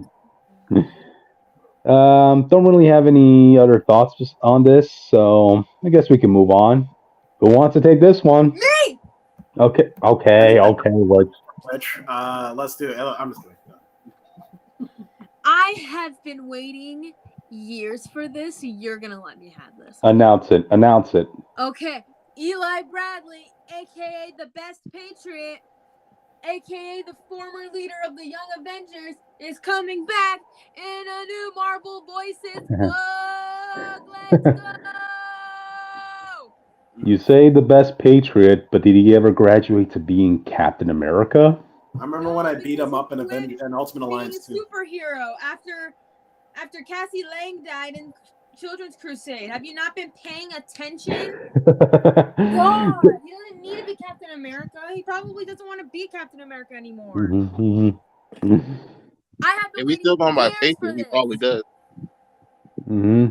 My baby boy is back. Okay, yeah. He is going to be the selling point of this comic. I'm telling you that. Because I know there is a large. Of us Young Avengers stands. Yeah, They put Falcon on this book like he did just have a book. I know, right? He's already had. Like every Falcon book talks about racism. I don't need a one shot about it. Mm-hmm. But it's real. Never forget. Mm-hmm. Okay, so I'll throw something to you. I mean, look at all the other characters that we're getting in this book. There's going to be Sam Wilson, Misty Knight, Monica. Well, characters we've already seen in other stories in recent times. But Eli, he's been at AWOL for the past decade now. Kind of. He's popped up in a couple of one shots and like small appearances here and there, but nothing too extravagant. He showed up in the cookout of Wakanda when every other black person showed up in that fight. He was there. Wow. He also showed up. He was there with Ray Sean and Nick Fury Jr. That was a real missed opportunity, because you could have had like a good story between Eli and Ray Sean, because we never really got to see those two ever interact. We only got like an off-screen mention from Ray Sean saying, "Yeah, I already talked this over with Eli," and he said, "It's okay, it's cool. I could take the Patriot name." But no, he also showed up at Billy and Teddy's weddings, plural. As a background character. Yeah, he still showed up. I'm just saying, I didn't see Iron Lad. Yeah, fuck you, Nick. Hey, that's messed up. Fuck you, That's messed up. You know why he wasn't there? He's in a time loop right now. Give him a break. I don't give a fuck. He knows what he did. The best Young Avenger. If I can remember, at least Novar showed up to the space wedding. I think he did. Did he? I pray that he did. I don't like Nova that much. He's kind of annoying. He's only good when he's with someone else. And I mean that. But Eli's back, bitches! Fuck yeah! Suck my nuts, everyone. Suck 'em. This is probably the highlight of my night. Just letting you know that. More than freaking Austin and Jake arguing about Loki, which was hilarious, by the way. Hear me? It was great. Do you guys hear me? No, Yeah. I am not drunk or anything. I'm just high off life, and I Gotcha. Anyways, But yeah, I'm excited for Eli fans. I mean, I gotta be honest. I don't have much experience personally with Eli Bradley himself. I'm more familiar with his grandfather, but I do recognize I do recognize that so many people like this character. Like the two people I keep seeing people in the Cap community bringing up all the time for the past decade were Eli Bradley and Ian Rogers, who they want to return in comics. We already got Ian back, so it's Eli's turn now. It's You know? Eli's turn. Hey, what are y'all expected from this? Okay, I have a couple theories on what they could do. Sure. Well, I'm just gonna give one main one. Well, one or two. So one of them is what he was doing before he decided to return to superhero X, I guess you could say. He was mentioned to be part of working at voting registration. I know, but like you can go into like his psyche of why he quit and everything like Mhm. that, you know? Like yeah, we saw on panel why he quit, but you know, we can expand on that. Or two, Yep. we can see like why he returned to superheroics. Because He he's gonna be- returned to help Black Panther and the black people. Okay, I see you. I was there. True. He's like, I gotta help my fellow brethren. I mean- Let's go. I just also hope this isn't just gonna be like a one-shot deal. Like, you know, have him be part of another book too. You know, like if It depends on how well his story does. And like if it sells big and they know that he's like the unique factor of this book, then it'll do well. Like he'll come back. yeah, hopefully so. You know. Let's see what else. I mean, I would love to see him hook up back together with Kate Bishop. Who wouldn't want to see that? Yeah, that would be cool, but personally, You'll be surprised how many people don't want to see that. Yeah, What? most people think she's gay or just want her to be gay. Nah, So you'll be Yeah, I surprised feel how like we many all people agree don't that like she's Kate some to have flavor of queer. She's definitely not a straight nah, I woman. don't. People have been shipping her with America Chavez for years. That doesn't mean they're an actual couple. I mean, people have been trying to ship Steve and Bucky for years. Cryptid, listen Yeah. to me. If Yeah. you fight for something for as long as some shippers have, you will get it. You will get it. You know, Yeah. it happened with Blake and Yang and Ruby. What? It happened with the Destiel bitches. I remember when that shit dropped. That shit was fucking wild. It was also wild because Putin was also It happened allegedly with Ruby resigning because from our office writers at the were same bad. time. It was wild. Listen, If you hope for a ship, like Listen, as what we're hard as getting some at is people some will, fans. it will be canon. What we're getting at is some writers The don't point is, fine, and they will kowtow to the fans even if the ship doesn't make sense. That's all. Yep. Trust me, if Even there's if a it doesn't will, make there's a sense or way. it hurt the show in the long run. Mhm. But alright then. Yeah. I mean, aside from Eli, any other character here you guys are interested in? No, because I don't. I have We just I have had a Falcon book. We just had a Spectrum book, so I have not a really. character that I would like to see in a Pride book next year. Who would be? Koi let me guess. Boy! Koi Boy! Give me Koi Boy! And also give me Richter and Shatterstar, please. Damn. Thank you. Damn. Wouldn't look for more North Star, but still give me a Koi Boy story and I'll be okay. Other team which scream about this, don't do that because I don't think our ears can take it. So don't do that at all. No! Don't have them in the book. Don't get them mentioned. Don't do it. Put him in a book. I love him so much. A soft. He's a little scrunkly, okay? Put him in a book. Okay. But speaking about putting people in book, You have to do the next one because I don't know how to say this guy's name. Fabian Nicieza returns to write Cable's teaming up with his younger self. Mm-hmm. I think I said that right. Can we kill this kid, bro? Apparently, the kid hasn't. People like the kid. Apparently, they just like. They only like the kid because they like shipping, Uh, and so the Dude, Cocoa they don't want era to ship an was old just man big with on anyone. random. Yeah, the Cocoa era was just big on everyone dating whoever. Because they had the Cuckoos dating All Quentin hot- Quire, who they hated like previously, but then suddenly one of them was dating Cable. And it's like y'all was just in a bush with this guy, bro. What are you talking about? Like the writers did not really care. the And way- then they showed the future, and the future Cable was with like the Cuckoo, one of the Cuckoos. oh, And it's like that don't even make sense in that timeline, bro. What are you talking about? I think like they tried making the young Cable a different character because from what I was to understand, like this was supposed to be this young Cable. He's supposed to be a version of Cable if he actually had a childhood. Well, Like, not really. He started being raised by a parent, and then it didn't really matter. Like okay. he showed up, and they're like, you know what? Technically, you're our kid, so you want to be our kid while Cocoa's going on? I'm like, okay. Hmm. And then he didn't really. They tried to like teach his kid, but it's like he's been doing this for like years at this point. He doesn't need your guidance. Both of you are terrible at your jobs. Wow. Half the stuff that goes on X-Men is because of you two specifically.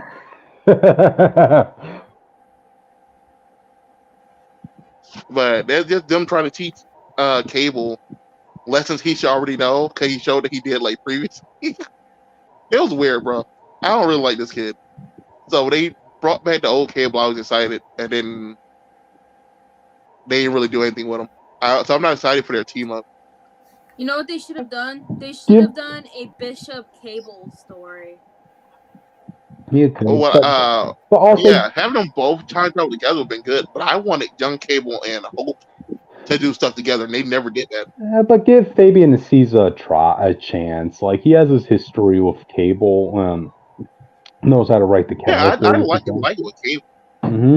the old Cable. I don't trust him with the. I don't care about the young one. Mm-hmm. If Hope Summers in the book, I'll give it a try because we didn't get a lot of actual young Cable with Hope Summers. We got like one panel, her like pushing him off, and then be like, "Oh, well, he's Cable. He's not the Cable I know." So it's like, okay, Mm-hmm. I don't care. Hang out, do something. This is the guy who raised you as a child. You can drink with this dude. That'll be funny. Like, do something with this guy. Mm-hmm. Get drunk with this dude. Gotcha. But yeah. Any other thoughts, guys? No. No. I thought there was gonna be more. Kill the kid. Kill the kid. We're not, All right. We're not here for this. We're here for bad writing. Get on with the next topic. Okay. Alrighty, guys, we're done with the comic news. Now let's go on to comic reviews. You've heard me praise Chip Zdarsky. Now you guys will hear me say some not so good praise about him. He's lived long enough to be a bad writer. Let's get out of the way. No, yeah, no. You know what? I'm not even going to count this as his loss. This is a co-written event. We're talking about Gotham War Part 5. This is a co-written event by Chip Zdarsky and Tini Howard. I don't know any of Tini Howard's previous works, so I'm just going to blame every bad writing of this event on Tini Howard because I've seen Chip Zdarsky do phenomenal work. Like, it makes sense, all right? So, yeah, that's who I'm blaming. And this is Gotham War Part 5, which this is the Catwoman issue. Number 58. Yep, written by Tini Howard, so this is all her. So anyway, it picks up from what happened in the ending of the last issue, where Catwoman comes up to Batman, who's just on the ground of a rooftop, like widowing, broken after everything he lost. Yes, crying, and Selena comes up saying, "We need to talk." And now we see, Bruce just crying on her breasts. And, I really hope that this is getting like filmed and shown all over Gotham, bro. I want Batman with like all three frames. If there's anybody who's of Batman, make that a book. I guess this is the closest we'll get to it. But anyway, so yeah, after like about a minute of crying, that's when they get into composure again, and Catwoman's like saying, look, Bruce, I came here because I want to talk about ceasefire. And I'm thinking to myself, okay, a ceasefire, this is literally just one man versus everybody in Gotham at this point. Come on. But anyway, she's also mentioning that, yes, I don't want us to continue fighting. You're going down a dark path. I have to protect Jason from you. I hate how this book is trying to villainize Batman like he's the problem and all this. But anyway, It's bad like he started this situation. They're like, no, you brought more crime here, and you're a weird attempt to stop crime, and now the gangs are mad. Yep, that's true. And they get firebombed. They almost have a kiss as they're falling down. But they're like, okay, we have to go back to doing what we're doing. Catwoman goes back to her hideout, and that's when she finds out that all the villains that she's been all the criminals that she's been training, they've now been taken by Vandal Savage, and he's there waiting for. He looks like Raven to a degree, bro. Like I don't like it. He got his like jump coat on. He like dressed up years ago. Like he's putting that Bruce Wayne resources to good use with that fur coat. All he needs is like a cigar in his mouth. Yeah, pretty much. Like he already has his daughter there, so you could already call him a daddy if you want. Like, anyway, he's there with his daughter, explaining that I had my daughter as be a spy for me in your organization. And here's the thing. I want to get like these 3 items stolen that are in Gotham that are made for the meteorite that gave me immortality. And I need you, Catwoman, to steal them for me. And also, I will grant you the gift of immortality. I'll say this. Catwoman is taking all this fairly well, I gotta say. She's not reacting to her men being taken from her, to the fact that she basically gave an army to this lunatic. So she's saying no. So Vandal Savage chops off her head, and turns out to be Lady Clayface. But anyway, so he gets duped, and that's when we turn to the next Lady scene. Clayface? Yes, a Lady Clayface. She was one of the people that was training all the criminals on how to fight. Yeah. Okay, but anyway, we turn to you guys remember all those villains that were gathering up together in a table to discuss? You cut out, but anyway, I guess I'll take over. All the villains like Two-Face and the ventriloquist, Victor Vaz, or the guy's name is. All of them are Firefly, Dr. Pig. Is Professor Pig? All of them are at a table and talking. Oh, you're back. Take over. Yep. These were all the villains who a couple issues ago, they were gathering together, discussing on, what are they going to do about the Catwoman problem. Like, heck, we even had, like, that Red Hood issue where you saw that Scarecrow killed one of the henchmen that left him and wrote on the wall in his own blood saying, "Get your own damn toys." So you figured they were going to have, like, a big, they were going to be striking big. No, it's just Vandal coming in here and saying, I'm going to offer all of you positions in my army. You'll be my generals. All you have to do is kill Batman and Catwoman. And also, I have like all these Batman equipment and resources that I'm going to give you all. So, yeah. I'll read that you said it. I was laughing like, bro, you didn't realize we've been trying this for like 70 years, bro. We don't have full stores where all of us teamed up to fight Batman, and Batman and his lord didn't work. That's true, but you know what will make the scene even funnier? If Vandal Savage says, "Okay, you guys are going to be my generals, and here are the henchmen I'm going to assign you," and they just happen to be the same henchmen that they just left for Catwoman. So that would have been actually a good thing to see. It would have brought it all back at least. But okay, so while that's going down, you cut back to Jason Todd, who remember, he now gets panic attacks when he has an adrenaline spike, so he can't do anything reckless. But he tries doing something anyway by saving a girl from a burning building. Unfortunately, the panic attacks just get a hold of him, and Batman and Catwoman have to come in and kind of and save him from that. And also, I mentioned that Catwoman just goes and takes one of the items that Vandal Savage wanted her to take for him. So, I mean, wow. And keep in mind, for all that talk Vandal gave Catwoman about, you're a master thief, I need you for this. No, she just goes to the museum and just cracks open the case and just takes it. Sets up all the alarms and yada yada. Yep. Fine, whatever. Oh boy. What a Titanic this event to be. I don't see the This point is my favorite point. going forward. So obviously she's gonna get all three pieces.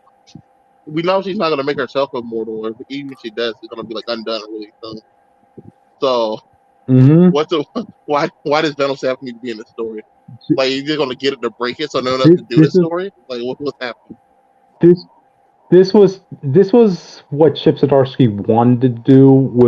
I could imagine he wanted to write Vandal Savage and this whole plot about him taking over the Batcave because he's a caveman and this stuff.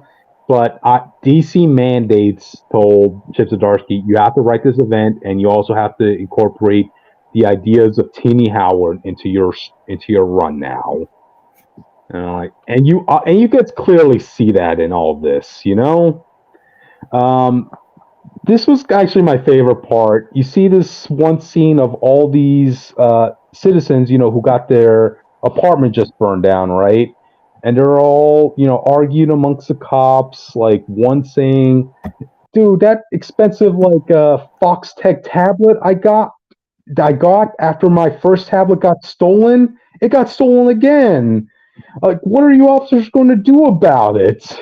Why aren't you helping us? And I'm thinking to myself, what do you expect the officers to do at this point? Don't you see every supervillain is outside right now? What do you want from me? Yeah. Yes.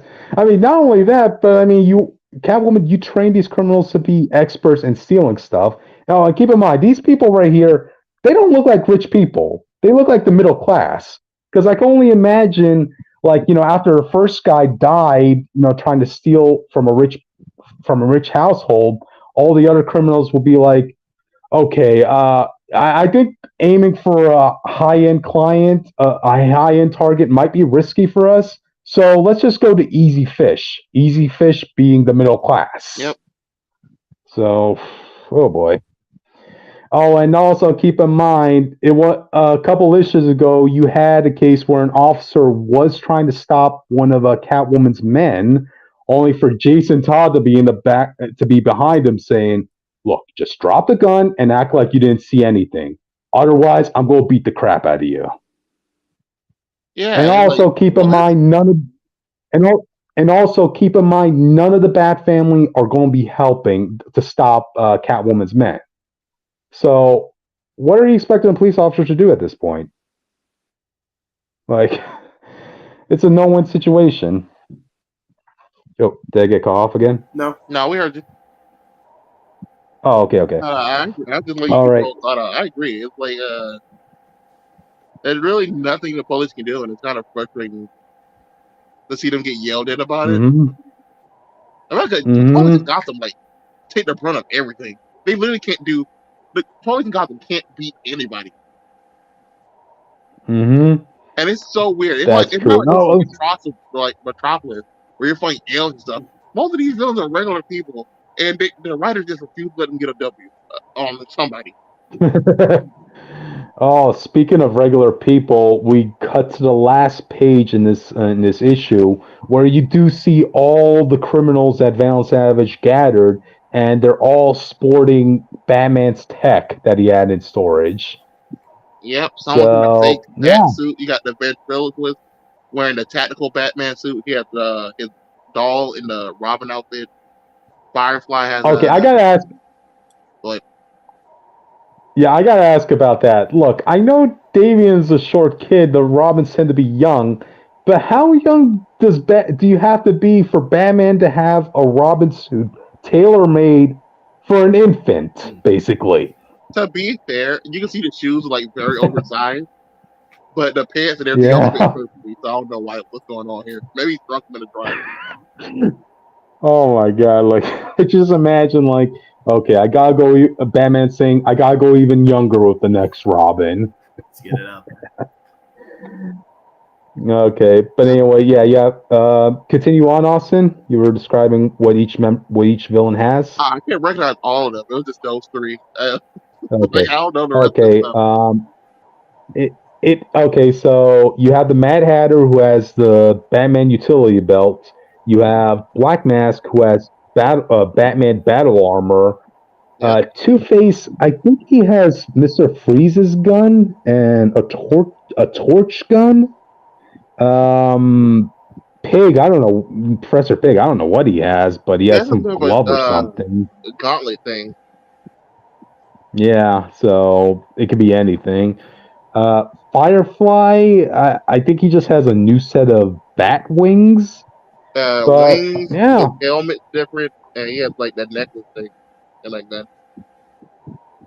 I mean, yeah. I mean, I think it would be funny if, like, for Two-Face, if Vandal wanted to sweeten the deal, he'd say, "Here's your giant penny back." Yeah. At very least, they should have covered half of his face in the Batman. Like you can see, like cut it up himself. Mm-hmm. I think that would have been funny. Yep. Who's the other guy? Who's the other guy in this guy? I have no idea. Killer Moth, I think.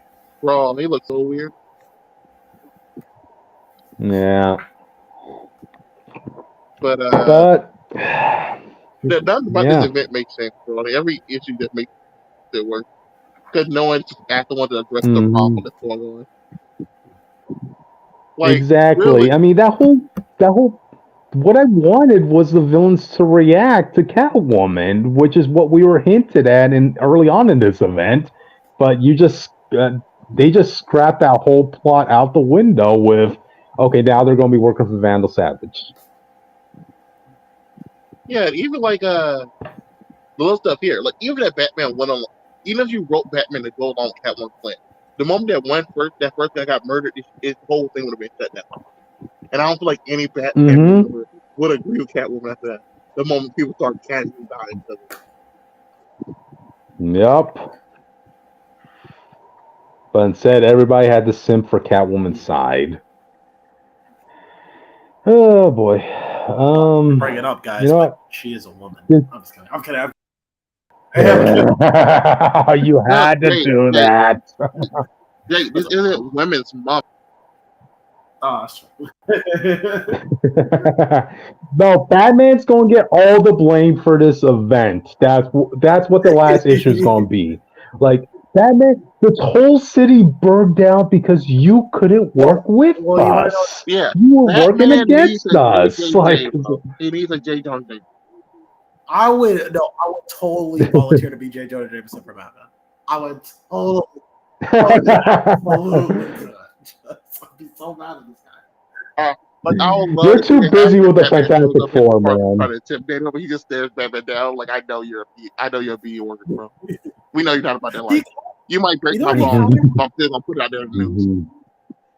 He kind of had it in that in the early 2000s show, The Batman. The first police commissioner hated him, and everything he did, he would try to twist it to like a bad thing. That's kind of like his joke. I recall that. Yeah. We gotta stop the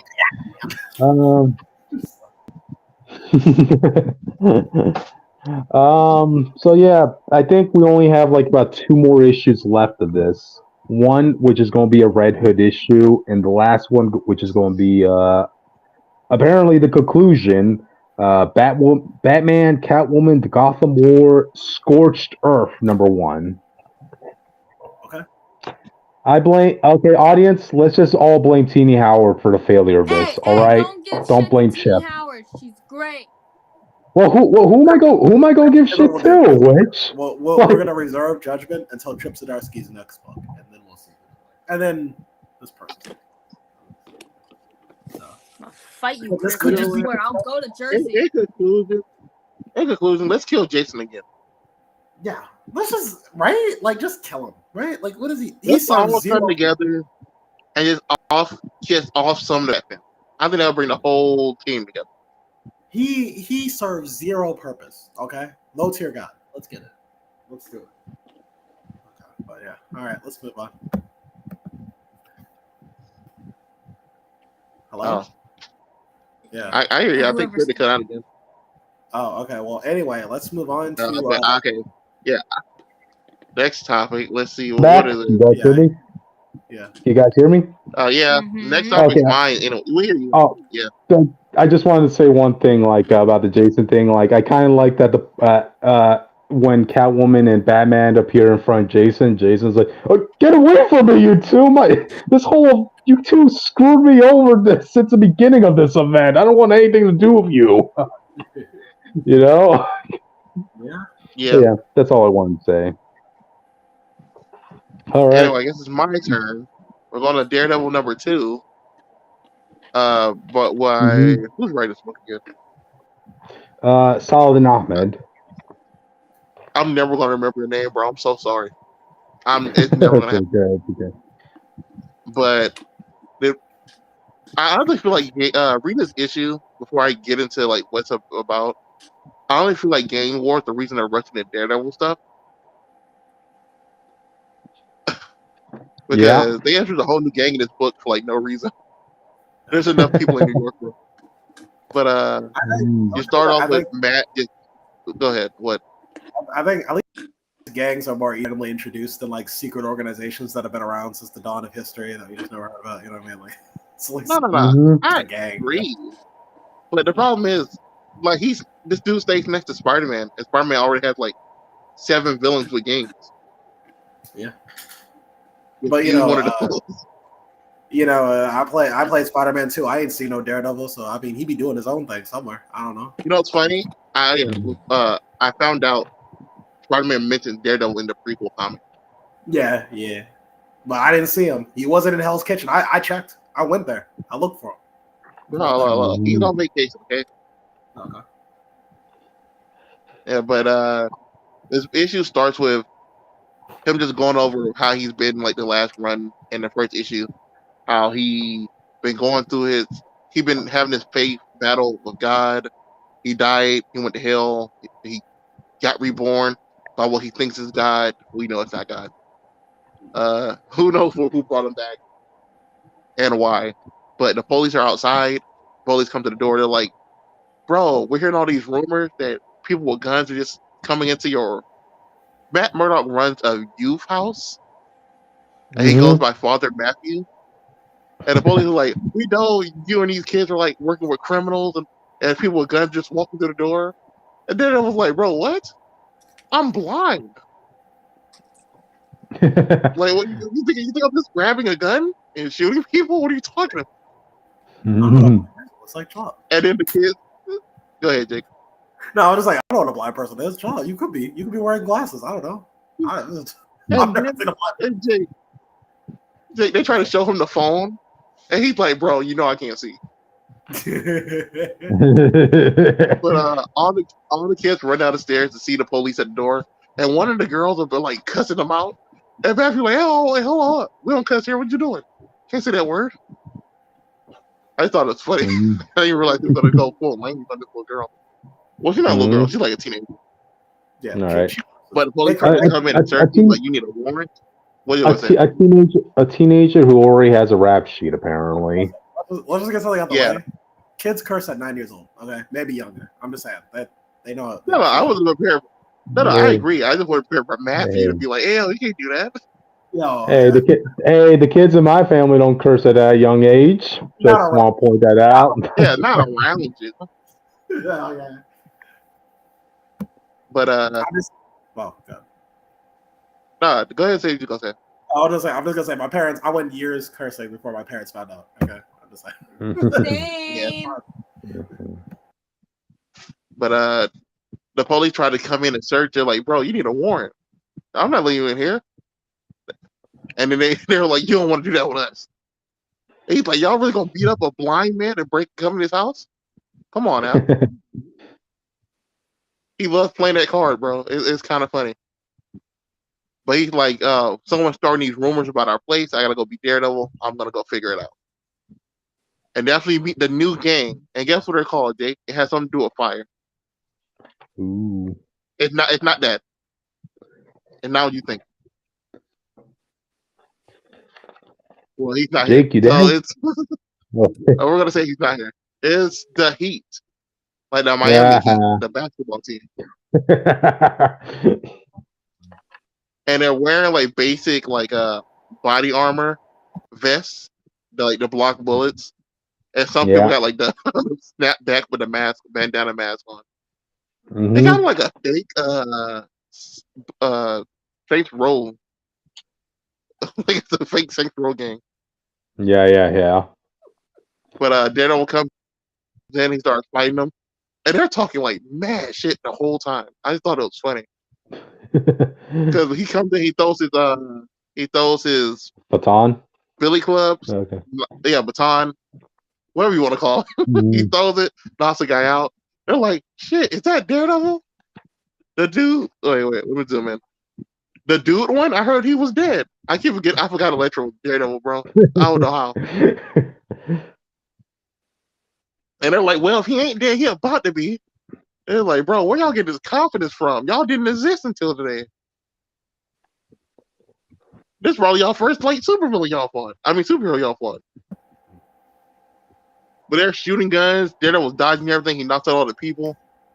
He starts questioning one, trying to figure out who's running their gang. And like, bro, we're not telling you shit, bro. If someone to do it, it's not gonna be me. And I was like, you know what? I can respect that. I can get down with that. And then Daredevil leaves. And the dude's like, guess what, bro? Even when we get locked up, we're gonna be back on the street tomorrow. And you better watch your ass. I was like, bro, why are they so confident? We cut back to him. Did I cut out? No, you're here. No, it says like it cuts back to him at the group home. He's helping out the kids. You find out like the rumors have spread to the kids' school, so they're like editing their Facebook pages and stuff to be like, "Oh, this kid stays at that orphanage at that youth home, and he lives with criminals." And I'm like, "Bro, you like most kids would not care." It looks like a one-page edit. And Matthew goes talk to the kid, cheer him up. All the other kids come in there like, bro, come on, we're like a. They don't say we're a family, but it's actually like a genuine family feel. So they come in, they get them, they run them out, they try to cheer them up. And Matthew just reflects on what happened last issue when he fought like some type of demon thing that came out of Elektra that I don't think anyone here remembers. But I remember. That happened. Elektra had like an old man face. Yeah.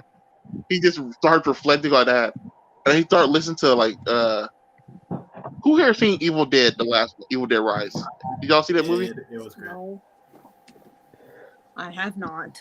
Oh, well, in that movie, there's a scene where they listen to a record player, they start doing it backwards.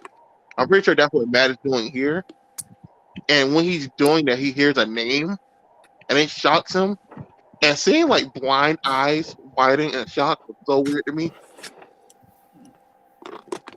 But what he finds out is that the person spreading these rumors about him is his close friend, Bill Urich. Ooh. The guy who was black in the TV show. Whose daughter He is got about killed by to Kingpin, if I remember correctly. whose daughter is about to appear in the new Daredevil show, apparently. Yep. So it's just kind of ironic. I don't know why to be fair, I don't think he knows. I don't remember he knows Daredevil's secret identity. I think Daredevil made everyone forget, and he didn't tell anybody. Yeah. I don't think the only people, Spider-Man doesn't even know. Spider-Man been in his house. Yeah, the only people who know Daredevil's identity are the people Matt told personally. Yeah. So, yeah. Yeah, I guess he doesn't know. But it's just kind of funny to see him spreading rumors and lies about this church place. Unless the other church dude is like just super evil, we just don't know yet. I mean, like, Ben Urich, man, don't you have your hands full of Krakoa and that stuff, man? But, I guess he's not. So. Yeah, I thought there should be way bigger news right now than criminals apparently going into a church to hang out. Well, you won't. Yeah. But I kind of feel like this is gonna be like a kingpin plot in the end of the day. mhm. 'Cause, like realistically, that's the only person who's like go out their way to ruin a person's reputation for no reason. Uh-huh. Who would want to ruin the reputation Bro, of a... I can get tired, bro. Don't worry, we're gonna wrap this up soon. Huh? I think everyone's tired. Yeah. I mean, we got a few more issues left. But though. this issue is good. It's just very standard. Like I said, I'm pretty sure they rushed him getting back in the suit because they want him to be a special thing in Gang War. Mm-hmm. Which is weird because I thought Elektra was going to be the Daredevil stand-in that event. I think she is, but I think Daredevil is going to be in her book. Gotcha. God dang. I think that's the selling point of her solo book. Yeah. I mean, her crossover book. Dang. I hope Gang War turns out to be good because we need a good event because like the last couple of events we went over on this channel, didn't go that good at all. Like, you know, I can remember the last one we all liked. the last time we all liked an event was Flash's 1 Minute War. Yeah, And that was a while ago. I forgot that was an event. Yeah, that was a But the last events we talked about were, well, currently it's Gotham War, and then before that it was the Cold War.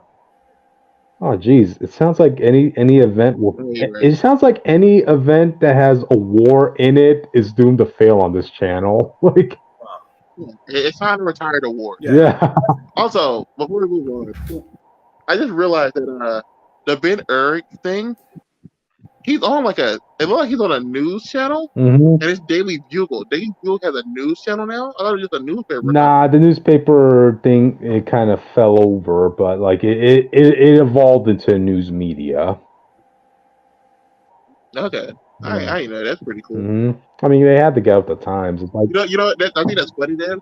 Because then, for all we know, it could just be J. Jonah Jameson. pretty much. People reputation.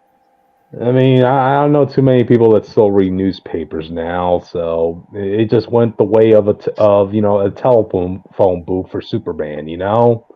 Real story. At my college town, I worked for a news publication. There was two big ones. It was like the one I worked for and like the other one.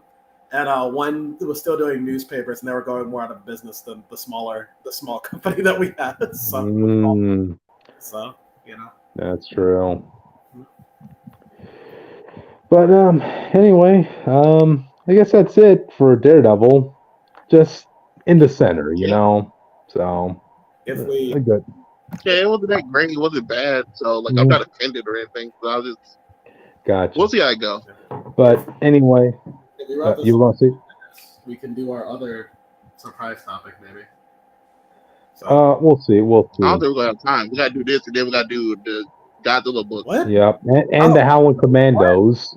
Yeah, you cut it off, but if we're supposed to do Justice League with Godzilla last. Yep. Oh. Okay. Oh, I Anyway, let's move on to the next, and I think this is going to be a pretty brief one. This is J. Garrick Flash #1. Okay. Yeah. All right. Moving on to the next one.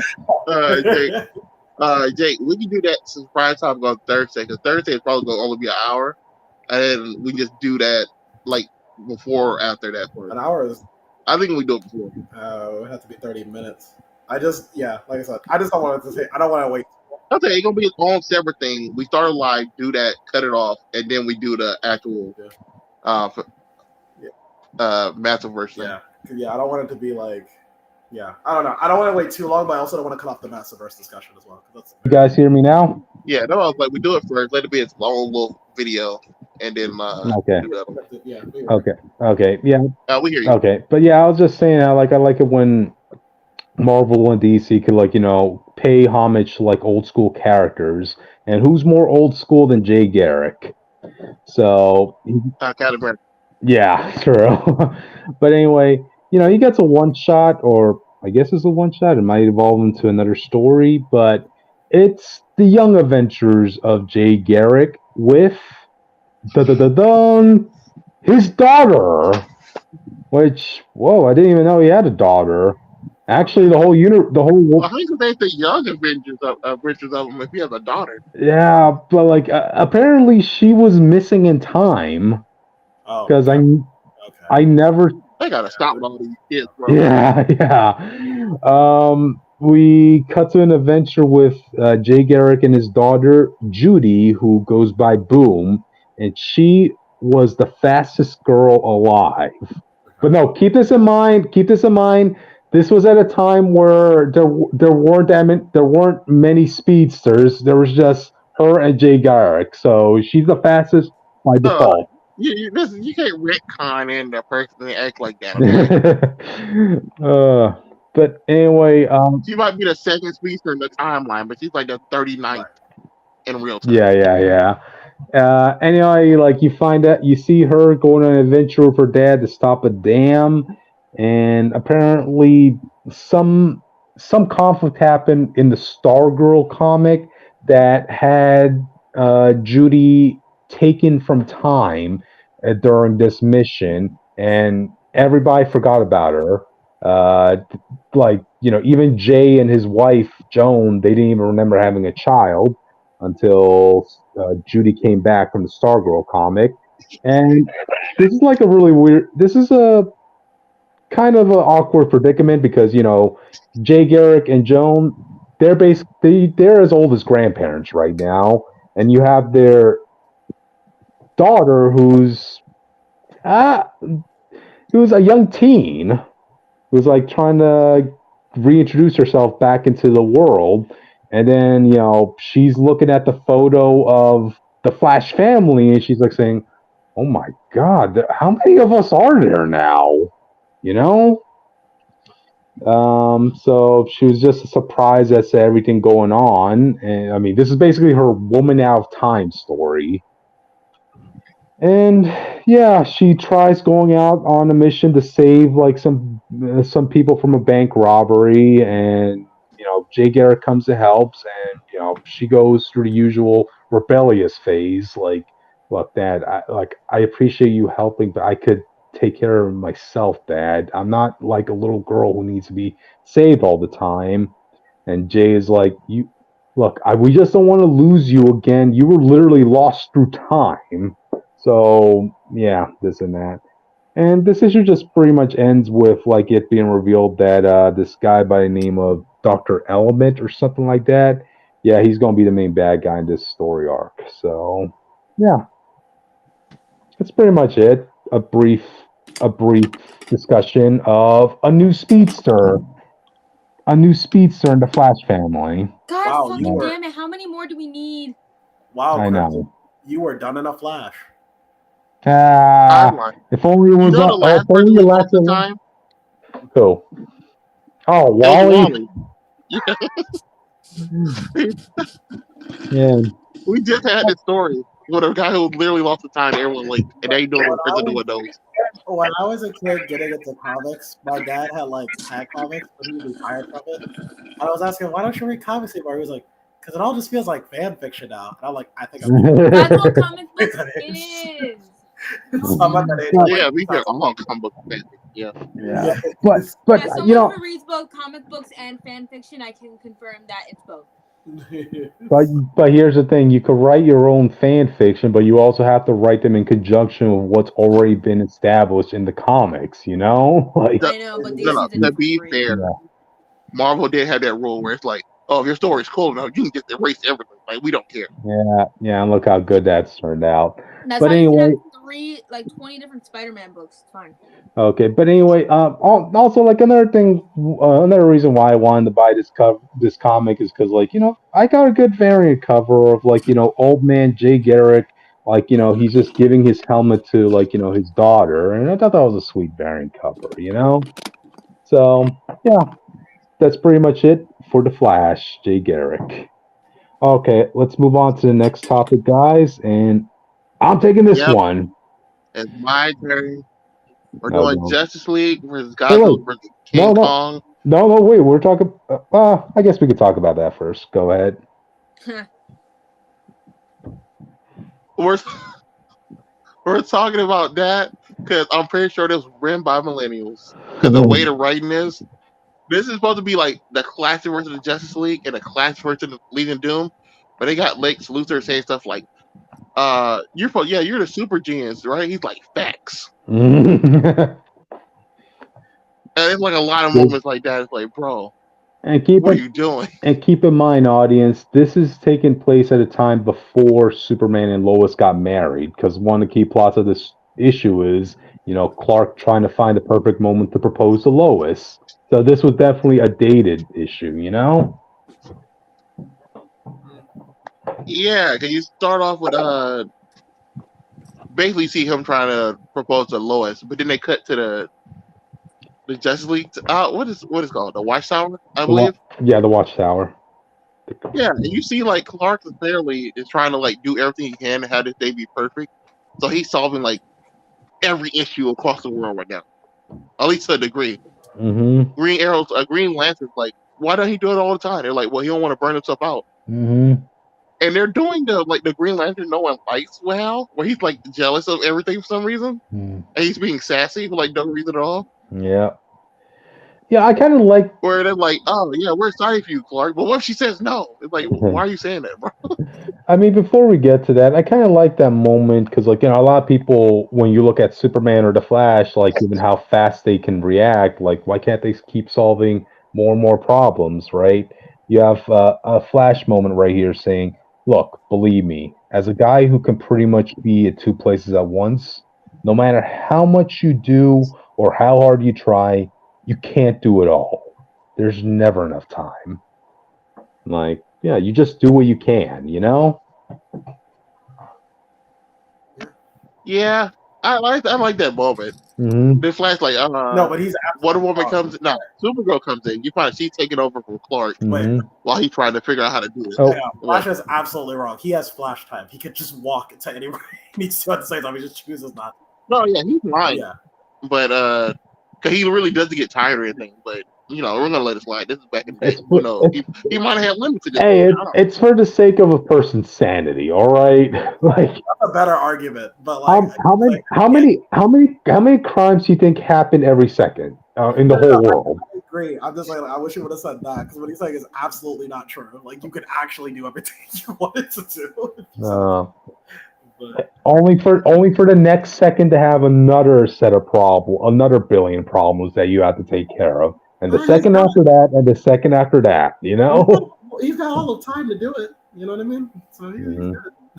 So, yeah, but yeah, technically, if he goes Flash time, he can literally have at least like few minutes where he stopped every crime on Earth. Yeah. Huh. Mm-hmm. There you go. But you find out Supergirl's taking over for Clark when they're trying to figure out the best moment to propose. Now, like, that's nice of her. I don't really like how she's drawn here, but that's nice of her. Mm-hmm. You have Green Lantern being a butthole. Like, I don't like to do dialogue, bro. Green Lantern is like such a weird character because he's either an asshole or he's good, and that's how I always just seen him.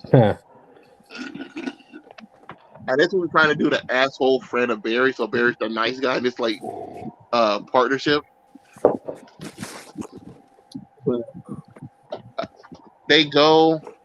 I'm kind of going to try to skip around because there's a lot in this comic, but it's just mainly most people being happy for Clark. Mm-hmm. So we're going to go to Legion of Doom. Yeah. Basically, there's Superman goes to fight a giant ape robot by Grodd, who's made of kryptonite and shoot beams of kryptonite. I think that was Titano. What are you about to say? I thought you were saying something further, but I'll keep going. Titano, he beats him. The Flash goes to help him. But Superman, even though this thing is radiating kryptonite, Superman just kind of beats him really fast. He ties him up. Mm-hmm. But then you see the Legion of Doom all together, trying to figure out what they can do to beat the Justice League. And you have Toyman, Cheetah, Giganta, Black Manta, Lex Luthor, obviously. And for the Flash villain is Captain Cold, if I remember correctly. Yep, and Grodd. And Grodd. But they're all like, "Who has the plan? What are we gonna do? We have to find a way to beat them." And Lex Luthor's like, "I have a plan." And they're like, "They're going super genius for you." And he's like, "Facts." And that's where that scene comes from. Mm-hmm. But Lex Luthor's plan is, well, Superman's apparently trying to get married or something. He's doing something over here. He's not going to be involved. So we're going to go rob the Fortress of Solitude. So they get in there. He tells people not to touch anything, but Toyman wasn't listening, and he touched something, and an alarm goes off. The Justice League tells Clark to hang tight and stay with Lois. We're going to figure it out and handle it. So at the same time, Superman's having a conversation with Batman, where him and Batman's basically congratulating him, and he's making sure Clark's actually prepared. You know, like, you're going to marry this woman. She's going to be in way more danger. If your identity goes out there, you know, she's going to be targeted by everybody. You're Superman. And I just want you to be prepared for that. And they have a little good heart-to-heart. But back in the Fortress of Solitude, you see Supergirl and all them start fighting. It's a huge fight scene. Mm-hmm. And you see the Flash try to steal, like, Toyman's stuff. And then him, while in super speed, Jake, gets shot by Captain Cold. That's a typical. And it's not like Captain Cold, like, anticipated where he went. He really just points the gun at him and shoots him in mid super speed. Yeah, no, it's the problem with the Flash. CW had the worst, but it happens in comics too. So. And I was like, bro, that is not. He's like 10 feet from, bro. I feel like Flash needs some like better, like he needs like a teleporting villain. You know, another speedster. Obviously, he has speedster villains. You know, stuff like that. Keep up with him recently. You know, something. Mirror Mask. He has those villains. They don't want to do those villains, bro. You know. But and while this fight's going on, Toyman, they're here for the mother box and Orion's sled. Mm-hmm. And I don't know what Orion's sled is, but the mother box is supposed to help them go to the other Earths and do all this other stuff. If you've seen the movie, you know what the mother box is. Orion sled, just say it's like, you know, New Gods technology. That's all the explanation. Yeah, because I never heard about it before. Yeah.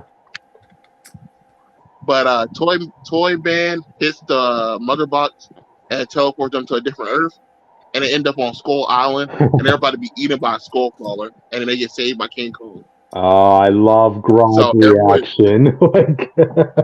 Yeah, everyone else is freaking out, but Gronk's like, "Oh my god, it's an ape god. This is amazing. We're kin." Yeah, you see Kong. Mighty ape. Kong grabs the skull crawler and impales it on ice. Oh, go ahead. Yeah. After that scene, Austin was mentioning about the ice. Grodd's like saying, "Mighty ape, we are kindred spirits, are we not?" Like, yeah, he's trying to relate to this man, bro. Mm-hmm. Yeah, and Kong is confused. But during this like 1 second of them being on the planet, really, Lex Luthor already scared the planet. He's like, he got a map of the Earth, wants some uncharted island called Skull Island, and then he already have pictures of Godzilla. This is a Mothra. I think it's Rodan, Godzilla, Behemoth, and I want to say this is one of the Mutos, but it looks like a giant spider thing, to be honest. Mm-hmm. I wish I could show Jake the picture, because Jake knows a little bit more about Godzilla than me when it comes to like villain type. Put it in the Discord. I'll look at it. But, let me see. I'll take a picture of it right now. I have the picture in front of me. I'll show you later. No, okay. I'll show it to Jake right now. Okay. Just continue on. But Toyman's the only one with a brilliant idea. Like, but you want to fight the Justice League? This planet has monsters. Let's just take them, make them into weapons, and send them back. Everyone's and Lex Luthor gives him the funniest look. Where he's like, "Bro, this dude's dumb." Like, bro, allowing you to join our team was my greatest mistake ever. But you are really slow. I feel like Lex Luthor like a step away from Paul saying he's on the spectrum. I won't lie to you. But pretty low. But Toyman has, I believe, this is Orion's sled in his hand. What are you about to say, Jake? The pictures are pretty low quality, but they just look like they just made up some things. Like the spider is not from anything. I think the spider had the tentacle things at the bottom, so I think it's I think it was one of the things that bowed in the King of the Monsters. I just don't remember all the names. Oh well, it's not. It should be a Gamera villain. Bro. Bring Gamera in. Yeah.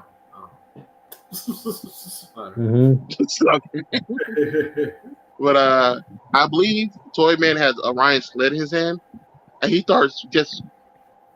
It's like Ruby's red slippers. Like he's like, bro, I wish I could just take them back. I wish we could take these back to fight me. I wish. And Kong looks confused, and all you see is a red light. And then we cut back to Metropolis. Clark gets on one knee. He's about to propose, and he looks up, and Godzilla's in Metropolis, about to take on Superman. And you see that Kong.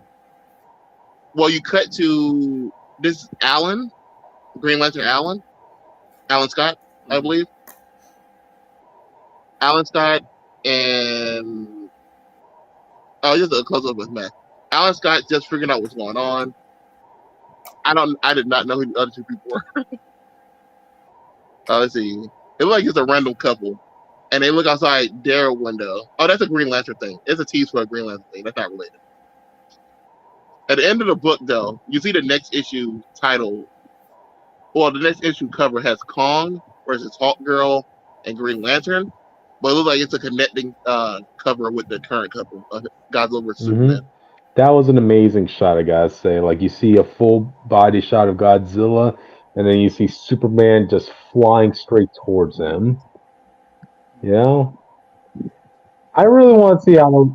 Yeah, exactly.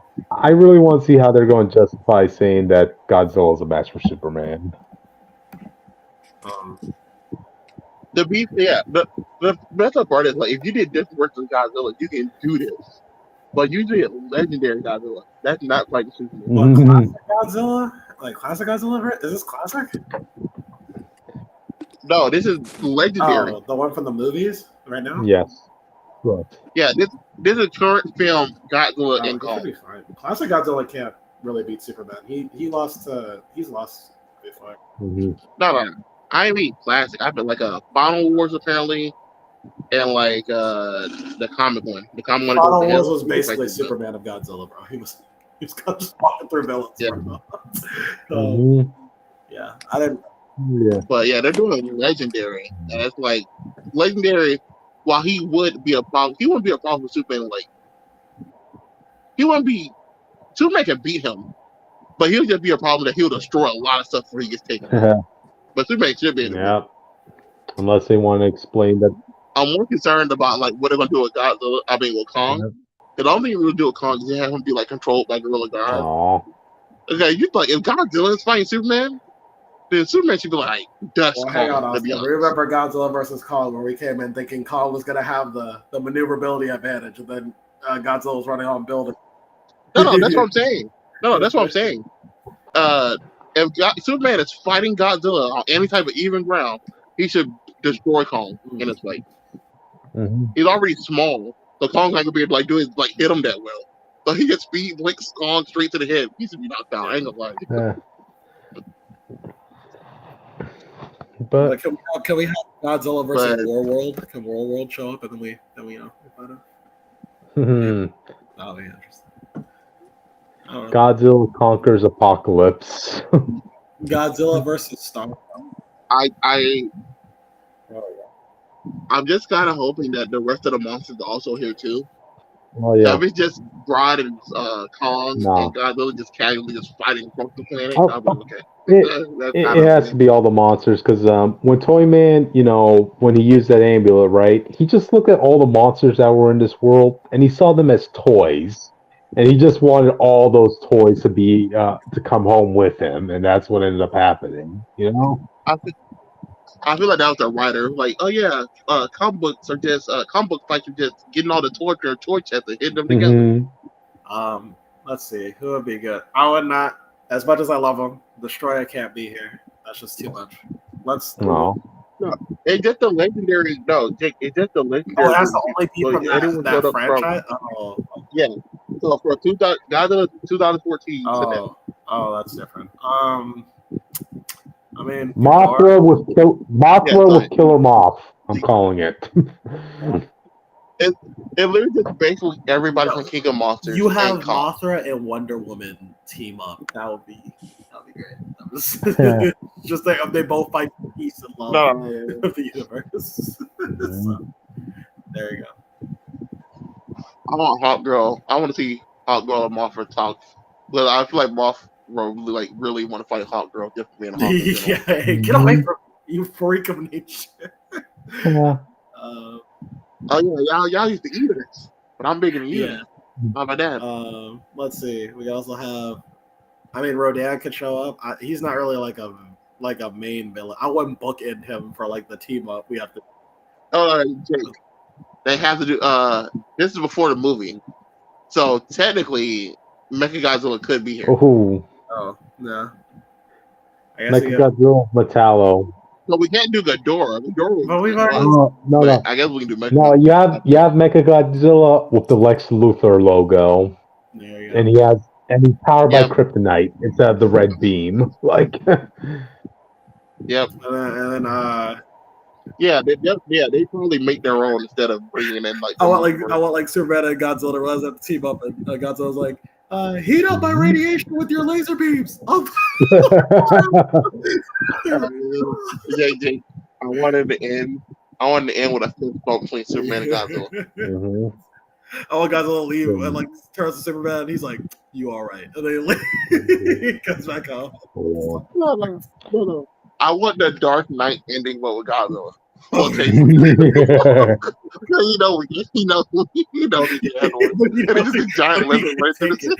is the king of the monsters. Look at this giant lizard running across the city. Yeah. Anyway, I mean, it was a good issue. Only thing I have to say that's bad, that's a critique about this is, everybody came in here just to see the fight between the Justice League and the monsters, and this was just more of a setup issue. So, hey, they took way too long to set it up. It shouldn't have been this hard. Like people they know that people don't care. To be fair, in a typical Godzilla movie, Godzilla only shows up halfway through the movie. I don't know why they always do that. That's always been a problem with Godzilla for some reason. Because that's in our usual Godzilla movie, the format is let's introduce the human characters for 30 minutes and you don't care about any of the drama, and then Godzilla will show up in the 30-minute mark and then do his thing for the rest of the movie. Mm-hmm. So, pretty on board. Gotcha. Anyway, yeah, I guess that's it for this issue until the second issue comes up. But, alright, guys. Jake, we still got a little time. Do you want to go ahead and do that? Did you guys want to make a video about that on Thursday? What are you trying to do? Are you really trying to do something? We can just get one more comic, because I won't be able to talk about this next week because we're going to have a lot to talk about for comics. You got one more comic. Gotcha. This is Cap Wolf and the Howling Commandos #1. All right, anyway, Spider-Man. Hey, just in time for Halloween. This is befitting of the October season, man. Okay. Now, I gotta be honest, like when I came into this book, when you hear Cap Wolf's getting his own book, you're expecting a bit of campiness, right? Not really. No.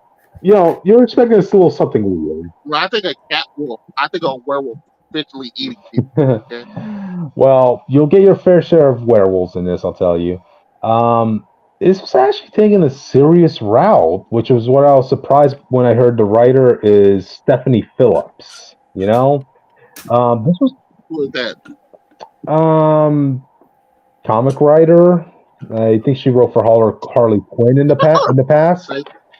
But anyway, this is more of a serious wartime issue than I thought it was going to be. It was actually Cap's first moment introducing himself to the Howling Commandos, because you see Nick Fury, the original, and Dum Dum Dugan and the rest of the Howling Commandos.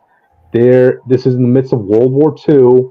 They're getting overpowered by this new Nazi tank, things aren't looking good. Did you say Nazi King? Yes. Nazi tank. Yeah, Oh. that's what I was. Okay. I was about to say, I was like, well, where did Yeah. this come from? Well, the Nazis want to make a Nazi version of everything, like Yeah, because they Oh, suck. hold on.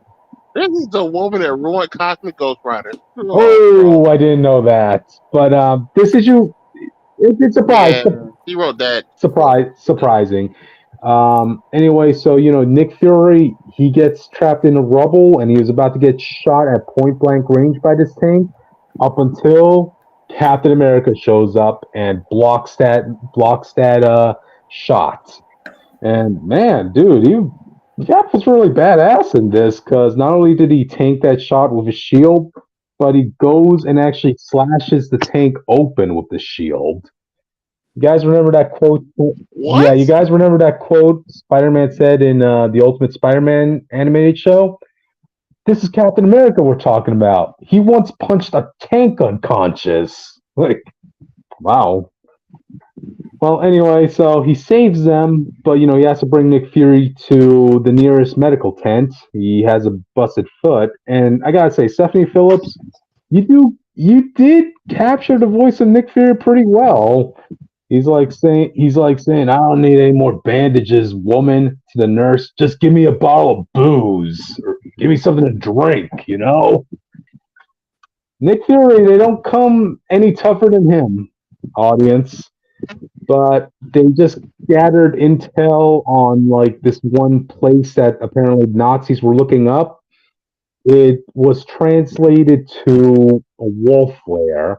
So, you have, unfortunately, Nick Fury can't go because of his injured leg. So Cap is going to be tagging along with the Howling Commandos.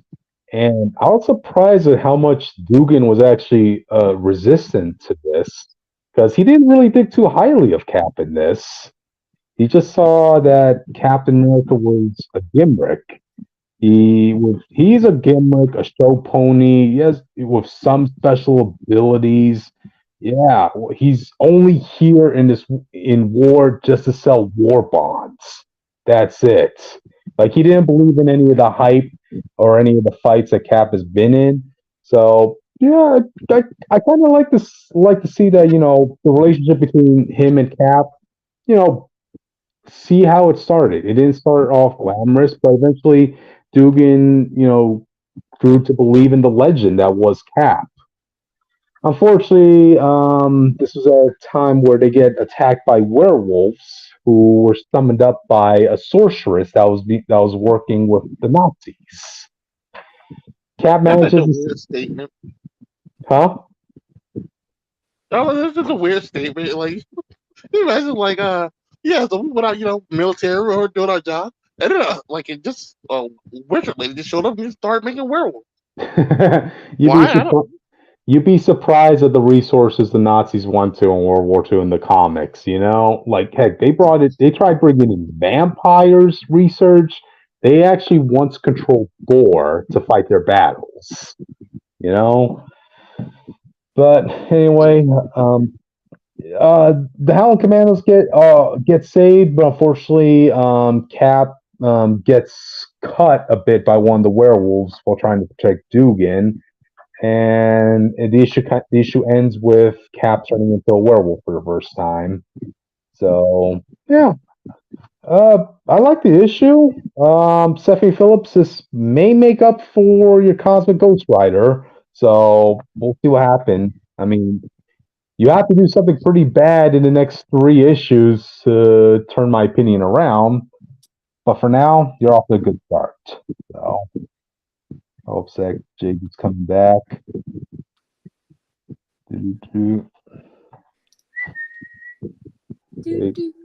Okay, Jake, you there? No, stop with Poking Hill. You can't do that every time. We're not That's doing like that our joke. thing. But not without. Plus, I barely That talked joke this was entire at the section, same. so let me have something. Yeah. Okay. You can't do it without me. Anyway, yeah, my computer just spontaneously overheated and died. So.